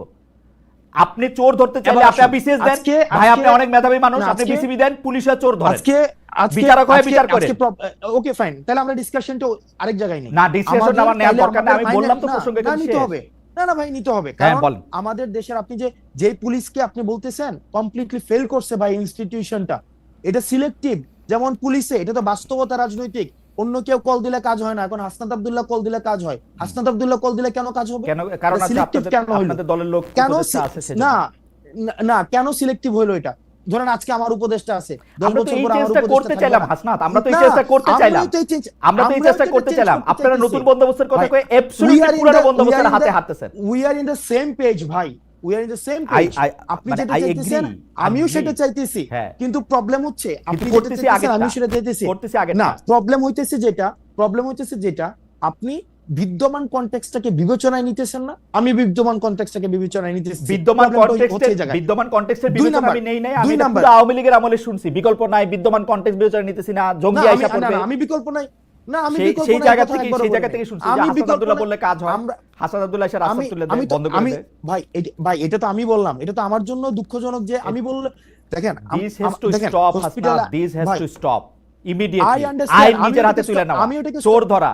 আমি স্টপ করতে চাই ভাই। দেখেন খালেদ ভাই, আইসিইউতে হসপিটালে আইসিইউ নাই ভাই। আমরা তো এখন হচ্ছে তদবিরের একদম মানে আমি সাগরে তদবিরটা নিয়ে ডুবে বলতে আছি। চাইছিলাম। আচ্ছা, আমি আপনার এই আসতেছি, আমি হসপিটালের একটু পরে আইসিইউর আসতেছি। প্রসঙ্গ আমি শুনছি, আমি তদবিরটা নিয়ে একটু বলেন তো, একবারে বলেন ভাই, যে আপনার কাছে কি অনেক হ্যাঁ। তদবির আসে? সারাদিন তদবির আসতে থাকে? মানে আপনি কি অনেক ও, তদবির করেন? তদবির আমি বলি, যেমন 5ই অগস্টের পরে যাদের সাথে পরিচয় হয়েছে, 5ই অগস্টের পরে যাদের সাথে পরিচয় হয়েছে, কারোর সাথে যদি 2 মিনিট কথা হয় সে একটা তদবির করে। ইভেন টকশো শেষে হোস্টও তদবির করে, মানে টকশো শেষে হোস্টও তদবির করে। ওকে। তো সেই জায়গায় হচ্ছে এই যে তদবির করাটা কেন তদবির করছে, কারণ এই তদবির যারা করে আমি তাদেরও যেমন সমস্যা, একই সাথে সাথে একটা সিস্টেম ডেভেলপ করে নেই ভাই। কেমনি সিস্টেম ডেভেলপ করে নাই? দেখা যাচ্ছে যে রোগী যখন হসপিটালে যায় আইসিইউ নাই, তাকে বলা হয় আইসিইউ নাই, তার আইসিইউ লাগবে, আইসিইউ নাই। কিন্তু রাজনৈতিক যেই দলগুলো রয়েছে আমি এখন এসে দেখতেছি তারা ফোন দিলে কিন্তু ঠিকই কাজ হয়। আপনি আজকে দেখেন রাস্তাতে তো দেবিদ্বারে 4 লক্ষ মানুষ আছে, 4 লক্ষ মানুষ থাকা সত্ত্বেও সেখানে হচ্ছে রাস্তায় এই ধরনের কাজ করার আমরা সুযোগ, তো মানে সেই সাহসটা পাইছে। হাসনাত, আমরা এটার পরিবর্তনটা ভাই আমরা তো চাইছি, কিন্তু অ্যাবসলিউটলি এটা পরিবর্তনটা চাইছি। হ্যাঁ, অ্যাবসলিউটলি কিন্তু এটা পরিবর্তনটা চাইছি। আনফরচুনেটলি তো সেটা ভাই আনফরচুনেটলি সেটা তো ওভারনাইট হচ্ছে না। এবং আমরা অনেক জায়গায় আশাহত হয়েছি, আমরা বারবার করে এই সিস্টেম ডেভেলপ। দেখেন আপনি যে বললেন চোর পুলিশ ধরে দিবে, পুলিশ সংস্কার কমিশনে দেখেন, আজকে আপনি প্রশাসন সংস্কার কমিশন দেখেন, আজকে আপনি এনবিআরও আজকে আন্দোলন চলতেছে, সংস্কার কমিশন দেখেন। আমাদের মনস্তাত্ত্বিক ভাবে এটার একটা হচ্ছে মানে আমার মনে হয় যে জাতিগত একটা পিউরিফিকেশন প্রয়োজন, একদম সবাইকে একসাথে পিউরিফাই করা প্রয়োজন। আদারওয়াইজ আমরা আসলে যেভাবেই বলি না কেন এটা সংস্কারটা এখন আস্তে আস্তে এটা চ্যালেঞ্জিং হয়ে দাঁড়াইতেছে। ভাই আপনি মনে হয় হচ্ছে আমি পরবর্তী মানে future আছে। সেটা ঠিক আছে, আমি আপনার ব্যাপারটা বুঝতে পারতেছি। আমারও মনে হয় হাসনাত আমি আর আপনি একদমই সেম পেজে, কিন্তু আপনার যে যুক্তি সেই যুক্তি তো আপনারই যুক্তি, বহুবার আপনার সঙ্গে আমারও কথা হয়েছে এখানে। সেইটার ক্ষেত্রে তো আমি আর আলাদা করে আপনাকে আর কনভিন্স করতে পারবো না। কিন্তু আমার কাছে মনে হয়েছে আইন নিজের হাতে তুলে নেওয়ার যে চর্চা গত 15 বছর ধরে ইনস্টিটিউশনগুলি ধ্বংস করার জন্য ছিল, সেই একই চর্চা, একই ফাঁদে, একই রাস্তায় আমরা যেন না হাঁটি। এটা হচ্ছে আমার প্রস্তাব। আপনার এটা নিয়ে কোনো মন্তব্য করার দরকার নেই, আপনার যুক্তি আমি জানি। আমি এটাকে শতভাগ মানি। একই সাথে সাথে আমি এটাও চাই কোন রাজনীতিবিদ যেন তদবির করতে না হয়, কোন রাজনীতিবিদদের যেন যাওয়া না লাগে, কোন রাজনীতিবিদদের ফোনে যেন কোনো ফাইল না ছুটে। আর ঠিক আছে, এটা যেন অটোমেটিক একটা প্রসেসে দাঁড়ায়, এটা যেন একটা অটোমেটিক প্রসেস হয়। ঠিক আছে, আমাদের গবেষক, আমি আসলে চট করে এমনিতেই সময় শেষ হয়ে যাচ্ছে এবং মানে কিছুটা সময় আপনার থেকে একটু বাড়তি নিতে চাই। আমাদের গবেষক দল একটি ছোট কোট পাঠিয়েছে আপনাকে এটি পড়ে শোনানোর জন্য। সেটি হচ্ছে যে এর আগের প্রসঙ্গে, ওই হেফাজত ইসলামের জনসভায় যাওয়া প্রসঙ্গে, সেটা হচ্ছে এনসিপির সিনিয়র যুগ্ম আহ্বায়ক আরিফুল ইসলাম আদিব বলেছিলেন, হেফাজত ইসলামের সমাবেশে দল হিসেবে এনসিপিকে আহ্বান করা হয়নি, অভ্যুত্থান পরবর্তী নেতা হিসেবে ব্যক্তিগত জায়গা থেকে হাসনাত আব্দুল্লাহ এই সমাবেশে অংশ নিয়েছেন।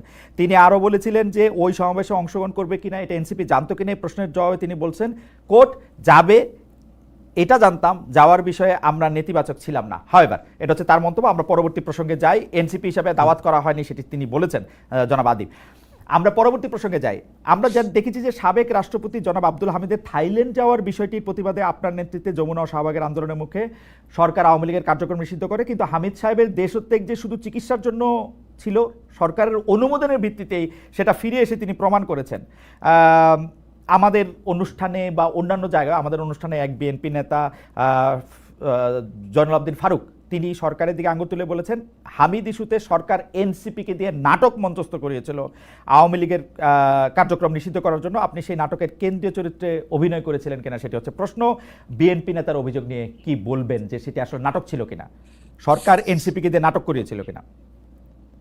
না, সরকার এনসিপি দিয়ে নাটক করেনি। সরকারের হচ্ছে এখানে একটা ব্যর্থতার পরিচয়, যে এতদিন পরেও একটা দীর্ঘদিন আমরা বারবার করে বলে আসছিলাম যে যে আওয়ামী লীগের বিষয়টা সিদ্ধান্তে আসতে, কারণ আওয়ামী লীগের এই বিষয়টাকে সিদ্ধান্ত নিয়ে আসলে আমরা দেখতে পাচ্ছিলাম যে সংকট আসলে ঘনীভূত হচ্ছে, কোনো সিদ্ধান্তে আসা যাচ্ছে না।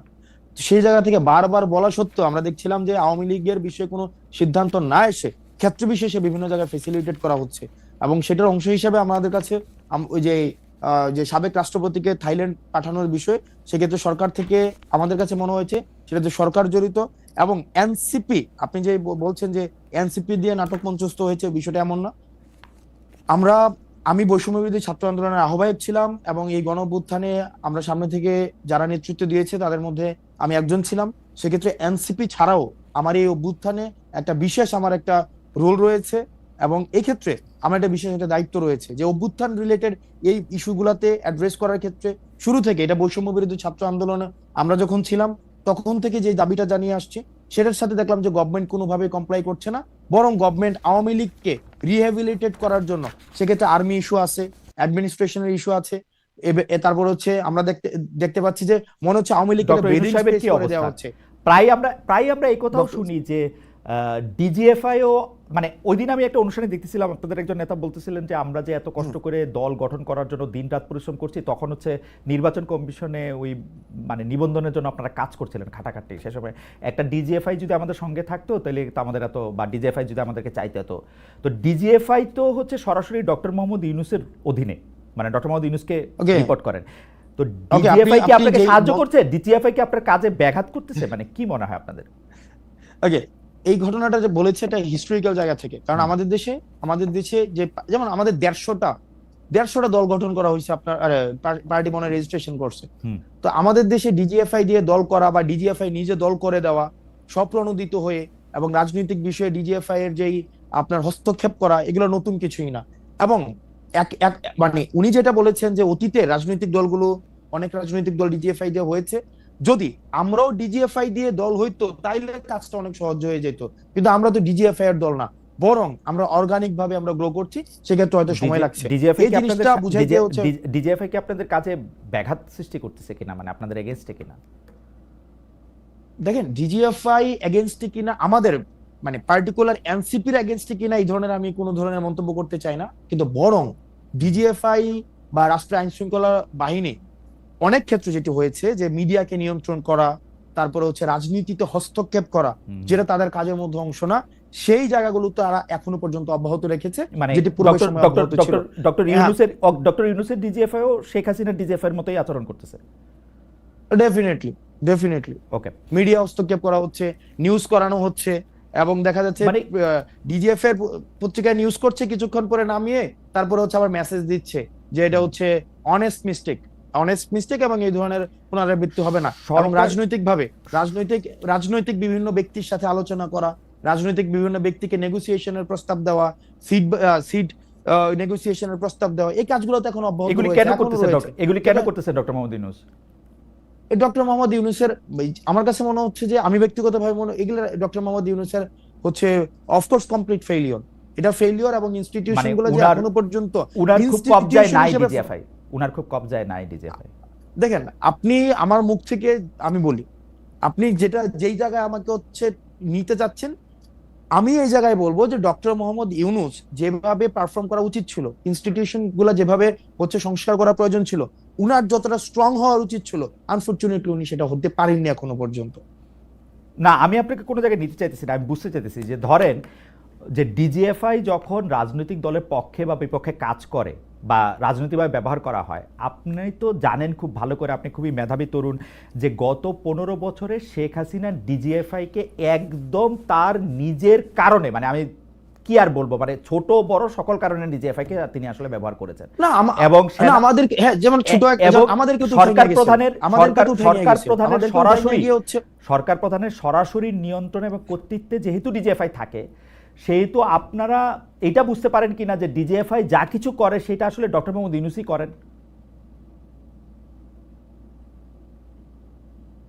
না, মানে সেটা আমরা ডিজিএফআই বুঝতে পারি না। আমরা এটাই বুঝতে পারি যে হ্যাঁ সব ক্ষেত্রে হ্যাঁ আমরা এটা বুঝতে পারি, আমি ব্যক্তিগতভাবে এটা বুঝতে পারি, যেহেতু আমি ডিজিএফআই আর সার্ভিলিয়েন্সে হুম দীর্ঘদিন ছিলাম এই অভ্যুত্থানকালীন সময়টাতে। তো সেক্ষেত্রে এটা বুঝতে পারি ডিজিএফআই এর স্টিল মানে যে সংস্কারের প্রয়োজন ছিল এবং অতীতের তাদের যেই অনেকগুলো কাজ ছিল, যে কাজগুলো জাতির জন্য একটা দীর্ঘমেয়াদী একটা নেতিবাচক একটা প্রভাব রেখে গিয়েছে, সেটির সংস্কারের জন্য সরকারের যে ধরনের পদক্ষেপ নেওয়া প্রয়োজন ছিল, হুম। সরকার এখনো পর্যন্ত সে ধরনের পদক্ষেপ নেয়নি। এবং ক্ষেত্র বিশেষে এমন আমার হয়েছে আমার একটু রাষ্ট্রের প্রত্যেকটা ইনস্টিটিউশনের প্রতি সরকারের যে পূর্ণাঙ্গ গ্রিপ থাকা প্রয়োজন ছিল, সেই গ্রিপ এখনো প্রতিষ্ঠিত হয়নি। আমার একটা ছোট্ট অভিজ্ঞতার কথা বলি। আমরা দেখেছি যে এই সরকারি প্রতিষ্ঠানগুলিকে ঐতিহাসিকভাবেই সরকার প্রধানরা, এখন পর্যন্ত যারা সরকার প্রধান ছিলেন তাদের বেশিরভাগ সময়ে কুক্ষিগত করেছেন বা তাদের নিজের মতো করে ব্যবহার করেছেন। যেমন 9 বছর এরশাদ সাহেব যেভাবে দেশ চালিয়েছেন, প্রশাসনকে সাহেব কুক্ষিগত করেছেন, কিন্তু শাহাবুদ্দিন সাহেব এসে কিন্তু 3 থেকে 6 মাসের মধ্যেই নির্বাচনের একটি পরিস্থিতি সৃষ্টি করেছেন এবং একটি সুষ্ঠু নির্বাচন দিয়েছেন। প্রশাসনের লোকরা কিন্তু সেই নির্বাচনকে প্রভাবিত করতে পারে নাই। একইভাবে 96 সালেও কিন্তু প্রশাসনের লোককে প্রভাবিত করা যায় নাই, 2001-এ যায় নাই, তারপরে তো যায় নাই। সেইটার ক্ষেত্রে এই সরকারের ক্ষেত্রে প্রশাসনকে এখনো গ্রিপে আনা কেন সম্ভব হচ্ছে না বলে আপনি মনে করেন? আসলে বারবার আমরা এটা শুনছি যে আমি মনে প্রশাসনে করি আওয়ামী লীগের লোক বসাই হ্যাঁ, গেছে, পারতেছে না। 3 মাসে তো অন্যরা না পারতো, এক্ষেত্রে না, অন্যরা তো 3 মাসের মধ্যে এক্ষেত্রে পারতো। হচ্ছে এক্ষেত্রে না, এক্ষেত্রে প্রশাসনের সদিচ্ছার ও না। 3 মাসে যদি অন্যরা পারতো, তাহলে 96-তে যে ফেব্রুয়ারির যে ইলেকশন হয়েছে, ইলেকশন হচ্ছে টেম্পারিং হইতো না। এবং পরে 96 আমাদের অন্য সময় কেমনে ইলেকশন তো পারতো? রাখতে পারে না, এটা 3 মাসের জন্য প্রশাসন ছিল। প্রশাসন এবং সেই প্রশাসন একই প্রশ্নে মানে প্রশাসন সেই দেখেন, একই প্রশাসন বিভিন্ন সময় শুধুমাত্র যে প্রশাসনের এই দ্বিচারিতামূলক আচরণ শুধুমাত্র আপনি আজকেই দেখছেন বিষয়টা তেমন না। না, প্রশাসনের কিন্তু এই দ্বিচারিতামূলক আচরণ তো দ্বিচারিতামূলক দীর্ঘ আচরণ আমি প্রশাসনকে হ্যাঁ, দেখেছি। প্রশাসনের হেড যদি চোর না হয়, শেখ হাসিনাকে আমরা বলেছিলাম যে আপনি শুধু চেয়ারটা থেকে নেমে ইলেকশন দেন, আপনার সব পুলিশরা থাকুক। ওইটা দিতে উনি সাহস করে নাই, কারণ উনি জানতেন তারপরে উনি হেঁটে যাবেন, চেয়ার থেকে নেমে গেলে উনি হেঁটে যাবেন। প্রশাসনের যদি দ্বিচারিতামূলক প্রশাসনের আচরণ প্রধান ঠিক দেখেন। থাকে, বাংলাদেশের সংস্কার সবগুলো আপনি ইলেকশন দেখেন, ঠিক হওয়া সম্ভব। আপনার সংস্কার প্রস্তাবনা সেখানে দেওয়া হয়েছে। আপনি দেখেছেন যে সচিবালয়ে কি ধরনের অস্থিতিশীল পরিস্থিতি তৈরি করে রাখা হয়েছে। আজকে এনবিআরও যদি দেখেন, একটা সংস্কার প্রস্তাবনা দেওয়া হয়েছে, সেখানে হচ্ছে একটা অস্থিতিশীল পরিবেশ তৈরি করে রাখা হয়েছে। আমি কিন্তু আগেই অ্যাকনোলেজ করে নিয়েছি যে ডক্টর মোহাম্মদ ইউনূস যেই আপনি প্রশাসনের হেড অবস্থায় যে ধরনের ওনার সব জায়গায় গ্রিপ থাকার প্রয়োজন ছিল, বা সহযোগিতা ডাউনওয়ার্ডস যে একটা ওনাকে হেল্প করার প্রয়োজন ছিল, বা প্রশাসনের যে মনস্তত্ত্ব যে আমরা সরকারকে হেল্প করব বা একটা ইনস্টিটিউশন গুলাকে স্ট্রেংথেন করার ক্ষেত্রে আমরা হেল্প করব, সেক্ষেত্রে আমরা সব জায়গায় এই ডট গুলোর একটা ডিসকানেকশন ওকে, আমরা দেখতে আমরা পাচ্ছি। আমরা আমরা আমি সেখানে শুধুমাত্র ডক্টর মোহাম্মদ ইউনূস, শুধুমাত্র প্রশাসন, এখানে একটা মিউচুয়ালি একটা ডিসকানেক্টেড আমাদের কাছে মনে হচ্ছে। আমার কাছে মনে হয় যে আমি আমার অভিজ্ঞতায় দেখেছি যে সরকার চেঞ্জ হলেই প্রশাসকরা রং পাল্টান, প্রশাসনের কর্মকর্তারা হয় তখন Definitely. আড়ালে চলে যান বা ভূত থাকেন। প্রশাসনের কর্মকর্তারা কোনো আদর্শের রাজনীতি কখনো করেন না, এবং আওয়ামী লীগ বা বিএনপি কেউ আদর্শের দল হিসাবে তাদেরকে সামনে রেখে এটি করেছেন তারা কেউ করেন নাই। যেই তারা চেয়ার থেকে সরে যান, কেন হয় ক্ষমতা থেকে নাই? সরে যান, তারা কিন্তু তাদের দলের লোক হয়ে পড়েন। একদম অ্যাবসলিউটলি। ডক্টর মোহাম্মদ ইউনূস প্রশাসনকে পূর্ণাঙ্গ রূপে উনি পরিচালনা করতে এখনো পর্যন্ত পরিচালিত করতে পারেনি। সেটি আমার কাছে মনে হয় যে উনি এসে বিচার করার প্রয়োজন ছিল, এবং প্রশাসনে যারা দীর্ঘ একটা সময়ে এই ধরনের আওয়ামী লীগের অন্যায্যতা, আওয়ামী লীগের হচ্ছে যত ধরনের অপরাধকে পৃষ্ঠপোষকতা দিয়েছিল, তাদের দৃষ্টান্তমূলক শাস্তি নিশ্চিত ছিল, তাহলে সেটির ক্ষেত্রে অনেকটাই সহজ হতো পূর্ণাঙ্গ হচ্ছে আমাদের সংস্কার কার্যক্রমকে আপনার হচ্ছে সহজ করা। সেক্ষেত্রে আমরা দেখেছি যে উনি অনেকটাই মানে উনি ঠিক যেভাবে আছে, আমি বুঝতে পেরেছি, কিন্তু আমার থিসিসটা একটু মনে রাখেন। আপনার যারা সমর্থক আছেন তারাও প্রচুর পরিমাণে যে হাসিনা তাদের লোক বসিয়ে গেছিল প্রশাসনে। আমি বলতেছি দায়িত্ব নিয়ে হাসিনার বসানো লোকগুলি প্রশাসনে এখন খুবই দুর্বল, কোনটাটা দেশ ছেড়ে পালাইছে, এবং যারা আছে তাদেরও কোনো রকম কোনো সাহস নাই। সুতরাং এই জুজুর ভয় আর দেখানো যাবে না, পাওয়াও যাবে না। আমি পরবর্তী প্রশ্নে আসি। নাই, একজনও নাই। আমি খোঁজ নিয়ে বলতেছি, জেনে বলতেছি, হাসিনার লোক একজনও নাই প্রশাসনে। এখনো আছে ভাই। আচ্ছা, মানে এখনো আছে। ঠিক আছে। আপনাদের এই থাকাটা সরকারের ব্যর্থতা অবশ্য। আমি একটা কথায় আসি যে জুলাই ঘোষণাপত্র, জুলাই সনদ কিছুই এখনো হয়নি। আপনারা নিজেরাই যখন জুলাই ঘোষণাপত্র প্রকাশের উদ্যোগ নিয়েছিলেন, সরকার তখন আপনাদের থামিয়ে দায়িত্বটি দেয়। সর্বশেষে আইন উপদেষ্টা বলেছিলেন যে 30 কর্মদিবসের মধ্যে ঘোষণাপত্র চূড়ান্ত হবে। আপনারা কি জানেন যে এটা আসলে এখন কোন অবস্থায় আছে? আমাদের আজকে হচ্ছে 30 কর্মদিবসের শেষ দিন। আজকেই আমরা হচ্ছে 31শে ডিসেম্বর যখন করতে যাই তখনও সরকার আমাদেরকে বলেছেন যে ঐকমত্যের ভিত্তিতে হবে, এবং পরবর্তীতে আমরা যখন আন্দোলন করি তখন আমাদেরকে বলা হয়েছে 30 কর্মদিবসের মধ্যে হবে। আজকে পর্যন্ত সেটি হয়নি, এবং এটি একটি মানে সরকার হচ্ছে এইভাবে কমিটমেন্ট দিয়ে কমিটমেন্ট ব্রেক করা, এটা সরকার তো একটা ইনস্টিটিউশন, একটা ইনস্টিটিউশন থেকে এই ধরনের আচরণ অপ্রত্যাশিত। এবং এটি নিয়ে আমাদের পরবর্তী কার্যক্রম সেটা হচ্ছে আমরা আজকেই আপনার মিটিং শেষে আমরা আলোচনা করে তারপরে হচ্ছে আমরা সিদ্ধান্ত নেব। জনাব মোহাম্মদ মোস্তফা আমাদের একজন দর্শক, তিনি বলছেন যেটাকে হাসনাত আব্দুল্লাহ নাগরিক দায়িত্ব বলছেন সেটাকে সাংবাদিক সাহেব আইন নিজের হাতে তুলে নিয়েছে বলছেন। আমি সাংবাদিককে বলতে চাই, হাসনাত আব্দুল্লাহ যা করেছে সত্যি কি সেটা আইন নিজের হাতে তুলে নেওয়া বলে? আমার মতে বলে। এখন আপনারা অনেকেই বলতেছেন বলে না, তাহলে আর কি আর করা যাবে? ফাইন, আমি পরবর্তী প্রসঙ্গে আসি। 5 আগস্টকে জুলাই গণ অভ্যুত্থান দিবস ঘোষণা করেছে অন্তর্বর্তী সরকার, আর অন্তর্বর্তী সরকার গঠনের দিন 8 আগস্টকে নতুন বাংলাদেশ দিবস হিসেবে গ্রহণ করেছে। এটা আজকের ঘটনা। 16 জুলাইকে শহীদ আবু সাইদ দিবস ঘোষণা করা হয়েছে। আপনি 8 আগস্টকে এই সরকারের নতুন বাংলাদেশ ঘোষণা হিসেবে মানতে নারাজ। 5 আগস্টকে নতুন বাংলাদেশ দিবস করার দাবি করেছেন আপনি ফেসবুকে। সাদিকুর রহমান খান সাহেবের ফেসবুক পোস্ট শেয়ার করেছেন, যেখানে 8 আগস্ট জুলাই বিপ্লবদের পরাজয় দিবস বলেছেন তিনি। এই সরকারের প্রতি আপনার এত হতাশা কেন? যদি একটু বলতেন, বা এই 3টা বিষয় নিয়ে একটু কথা বলতেন। কারণ কারণ দেখেন, এই সরকার হচ্ছে যে পরিমাণ মানুষের ম্যান্ডেট নিয়ে এসেছিল, এবং এই সরকারের কিছু স্পেসিফিক টাস্ক ছিল। এই সরকার মানে রেভলিউশনারি হওয়া উচিত ছিল, প্রোয়েক্টিভ হওয়া উচিত ছিল। সেই জায়গায় দেখলাম এই সরকারটা একটা ব্যুরোক্রেটিক ধাঁচের হয়েছে, এবং আমার কাছে অনেক ক্ষেত্রে মনে হয়েছে প্রায়োরিটি সেট করার ক্ষেত্রে এই সরকার অনেক বেশি ভুল করেছে। এই সরকারের প্রথম এবং প্রধান প্রায়োরিটি হওয়া উচিত ছিল, যেমন কিছুদিন পরে অগাস্ট এসে যাচ্ছে, কিন্তু এখনো পর্যন্ত আমরা যদি দেখি আহতদের এখনো পর্যন্ত সুচিকিৎসা নিশ্চিত করা যায় নাই। স্বাস্থ্য মন্ত্রণালয় এমন একজন উপদেষ্টা উনি এসছেন প্রপারলি ডিসফাংশনাল এখনো পর্যন্ত। উনাকে সাপোর্ট দেওয়ার জন্য আবার একজন সাব অ্যাডভাইজার নিয়ে আসা হয়েছে, যেটা ছিল নিষ্প্রয়োজন। এখানে হচ্ছে আমরা ফিল করছি, বা আমি ব্যক্তিগতভাবে ফিল করছি, আমার দলীয় কোনো বক্তব্য না, আমি ব্যক্তিগতভাবে ফিল করছি যে যাদেরকে অ্যাডভাইজর হিসেবে নিয়োগ দেওয়া হয়েছিল সবাইকে না, কিছু অ্যাডভাইজরকে সিলেক্ট করা ভুল হয়েছে, এবং এখনো পর্যন্ত তারা প্রপারলি ফাংশন করতে পারে নাই। কিছু কিছু অ্যাডভাইজর রয়েছে যাদেরকে যে বেতন দেওয়া হচ্ছে, ওনাদের আসলে কি কাজের জন্য বেতন দেওয়া হচ্ছে, কাজের ক্ষেত্রে কতটা উনি ইম্প্যাক্টফুল ভূমিকা রাখতে পারছে, সেটা এখনো পর্যন্ত হচ্ছে যথাযথভাবে দৃশ্যমান না। অ্যাডভাইজারদের প্রসঙ্গে এই কথা বলছেন। ইনস্টিটিউশন, জি বলেন। আমি আমি আমি এবং ইনস্টিটিউশন গুলা, রাষ্ট্রের যে ইনস্টিটিউশন গুলা, এগুলোর সংস্কার হওয়া প্রয়োজন ছিল। যে ইনস্টিটিউশন গুলো সংস্কার হইলে আর হাসনাত আব্দুল্লাহকে গিয়ে হচ্ছে রাস্তা থেকে হচ্ছে ওই আপনার পিচ উঠাইতে হইতো না। ওই ইনস্টিটিউশন গুলো সংস্কার হওয়া উচিত ছিল, পুলিশ সংস্কার হওয়া উচিত ছিল, আপনার হচ্ছে জুডিশিয়ারি সংস্কার হওয়া উচিত ছিল। হ্যাঁ, জুডিশিয়ারির অনেক কাজ আগাইছে, আমরা এটা আপনি আরো অনেক বেশি ভালো বলতে পারবেন টেকনিক্যাল জায়গা থেকে। জুডিশিয়ারি নিয়ে ইতিবাচক, কিন্তু অন্যান্য যে অর্গানস গুলো রয়েছে রাষ্ট্র কমপ্লিট ফেল করেছে। বিশেষ করে আমাদের ডিফেন্সিভ মেকানিজম, আমাদের যেই আইন শৃঙ্খলা রক্ষাকারী বাহিনী যারা রয়েছে, এখনো পর্যন্ত কোনো সংস্কার হয় নাই, যেটা আমাদের জন্য দীর্ঘমেয়াদী, আমাদের জন্য একটা আমাদের যে প্রত্যাশা ছিল, এই প্রত্যাশাটা আমরা সেখানে হতাশ হয়েছি। আপনি যদি দেখেন যে এই সরকার একটা সবার ঐক্যমত্যের ভিত্তিতে আমাদের হচ্ছে একটা গ্রহণযোগ্য ডেমোক্রেটিক ট্রান্সফরমেশনের দিকে যাওয়ার জন্য যে যে শর্তাবলী রয়েছে সেগুলো খুব দ্রুততম সময়ের মধ্যে, আমরা একটা খুব অপ্রয়োজনীয় একটা আলাপের মধ্যে রয়েছি যে নির্বাচন আগানো পিছানো, নির্বাচন এটা সেটা, এটা খুবই নিষ্প্রয়োজন একটা আলাপ। বরং যে সংস্কারগুলো হওয়ার কথা ছিল সেগুলো যদি পসিবল হয়, এগুলো যদি এই বছরের মধ্যে পসিবল হয়, মানে যত দ্রুত পসিবল এগুলো করা উচিত ছিল। কিন্তু সরকার সেইখানে একটা ল্যাথার্জিক একটা ভূমিকা পালন করছে, একটা ঐক্যমত কমিশন করেছে। এই ঐক্যমত কমিশনে সেখানে আলোচনা করা হয় যে পূর্বের ব্যবস্থা রাখবে কি রাখবে না, এটা করবে কি করবে না।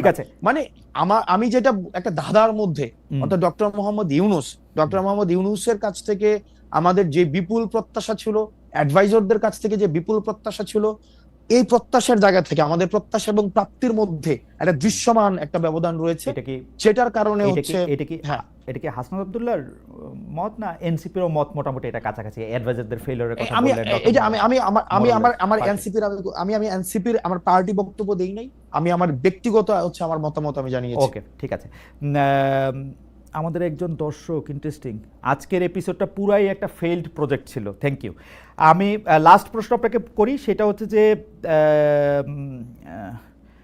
আপনার পদ পদবি উল্লেখ করে জাতীয় মানে আপনি এনসিপি নেতা হাসনাত আব্দুল্লাহর কথা বলা হয়েছে হচ্ছে এরকম, দুদক মহাপরিচালক আপনি দুদক নিয়ে যে মন্তব্য করেছেন যে ঘুষ দাবি করেছেন ঊর্ধ্বতন কর্মকর্তারা 1 লাখ টাকা চা খেতে লাগে এই জাতীয়, সেটিকে যাচাই বাছাইহীন ও মানহানিকর। আবার পরে আমি আজকে আবার দেখলাম যে আরেকটা নিউজ আছে যে তিনি আসলে বোঝেন নাই সেজন্য বলেছেন। দুদক নিয়ে আপনার অবস্থানে কি কোনো পরিবর্তন আছে? কে বুঝেন নাই, মানে কে বুঝেন নাই বলেছে? সেটা বোধহয় দুদকের এই মহাপরিচালকই বোধহয় এই মন্তব্য করেছেন যে হাসনাত সামথিং ঠিক মতো বোঝেন নাই, সেই জন্য হয়তো এরকম মন্তব্য করেছেন, বা তার কাছে ঠিক খবরটা নাই, সেই জন্য সেই চা খাওয়ার দাবি বা 1 লাখ টাকা ঘুষের দাবির এইসব প্রসঙ্গ কথা বলেছেন।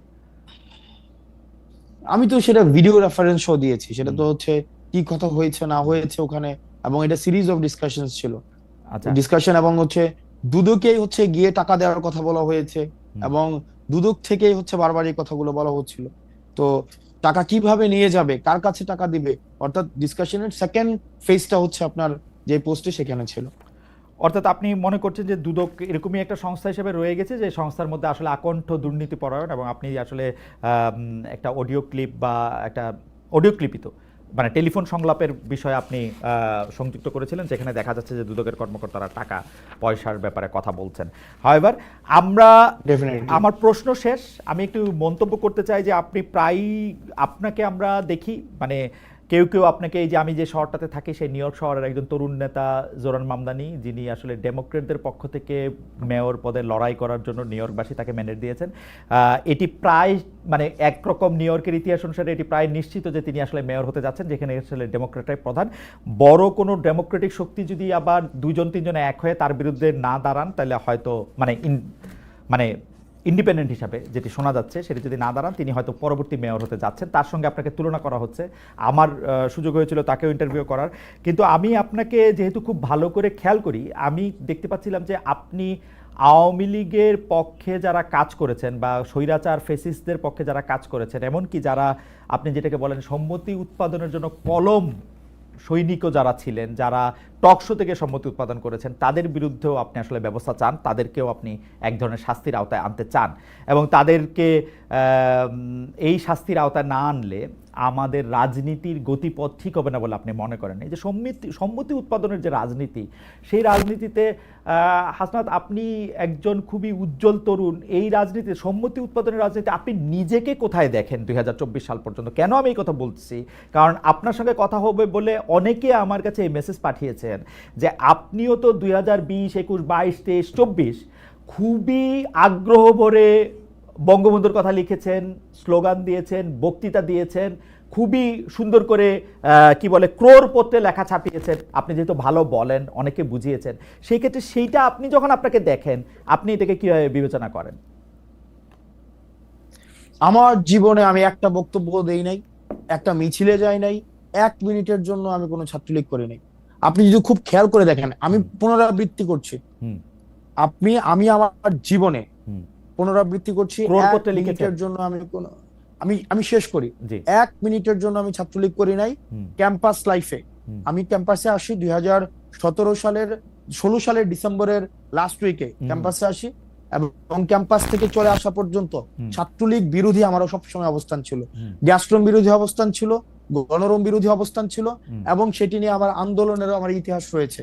এখন আপনি যদি আমার ফেসবুকে যান, ওই 2টা লেখা এখনো পর্যন্ত আমি হচ্ছে অনলিমি করি নাই, এখনো পর্যন্ত আছে 2টা লেখা। একটা হচ্ছে যে বঙ্গবন্ধুকে সেখানে হচ্ছে জন্মদিনের শুভেচ্ছা জানানো। আপনি যদি 2020 সালে বঙ্গবন্ধুর জন্মদিনে 100 কোটি টাকা বরাদ্দ দেওয়া হয়েছিল, মনে আছে কিনা আপনি দেখেন, যে শতবর্ষর জন্মদিনে 100 কোটি টাকা বরাদ্দ দেওয়া হয়েছিল, এবং আপনি যদি ওই পোস্টের আপনি ক্যাপশনটা পড়েন, ওই ক্যাপশনের মধ্যে ওই শেখ মুজিবের একটা উক্তি লেখা আছে যে যেই দেশের মানুষ খাইতে পায় না, যেই দেশের মানুষ হচ্ছে এখনো পর্যন্ত অন্ন বস্ত্র বাসস্থানের জোগাড়ই করতে পারে নাই, তাদের আবার কিসের জন্মদিন, তাদের আবার কিশোর জন্মদিন। অর্থাৎ যেই ব্যক্তি এই কথা বলে গেছে তার জন্য আপনি 100 কোটি টাকা দিচ্ছেন, সেটা হচ্ছে মার্চ মাসে। তখন আমি শেষ করি, তখন আমাদের হচ্ছে করোনার ইস্যুটা চলে আসছিল 2020 সালের হচ্ছে খুব সুন্দর মার্চে হলগুলো বন্ধ হয়ে যায়, মার্চের সেকেন্ড উইকে বা ফার্স্ট উইকের দিকে হলগুলো বন্ধ হয়ে যায়। সেটাকে মিন করার জন্য হচ্ছে আমি ওই ক্যাপশনটা দিয়েছিলাম। আপনি যদি এখনো যান আপনি সেখানে এটা দেখতে পাবেন। আমি এটা অনলিমি করি নাই, কারণ আমার চিন্তার ওইটাতে পরিবর্তন আমি করি নাই। ওকে। দ্বিতীয়ত ইত্তেফাকে খুব সম্ভবত আমার একটা লেখা আসছিল ইত্তেফাকে, যে বঙ্গবন্ধুর জন্মদিনে, অর্থাৎ ওই বছরই তার জন্মদিনে হচ্ছে একটা শুভেচ্ছা জানানোর জন্য। এখন আপনার একটা হিস্ট্রিতে আপনি শেখ মুজিবকে 2020 আপনার সালে? দুই ভাবে কি সেখানে অ্যানালিসিস করতে হবে। হ্যাঁ, 2020 সালে, 2020 সালে। সেটা 2020 সালের পত্রিকাতে। আমি ডেট ধরে ধরে বলতে পারবো। 17ই মার্চ আমাদের হলগুলো বন্ধ হয়ে যায় খুব সম্ভবত মার্চের ফার্স্ট উইকের দিকে, অর্থাৎ সরকার অনেক ঝাঁকজমকপূর্ণ শতবর্ষ পালন আমার করার অসুবিধা নাই, আপনি উদ্যোগ বলেন। নিয়েছিল। 2020-এ আপনি হ্যাঁ। এরকম একটা লেখা ইত্তেফাকে লিখছিলেন, তাই তো? হ্যাঁ, আমি লিখছিলাম ইত্তেফাকে, আচ্ছা। আমি ইত্তেফাকে লিখেছিলাম।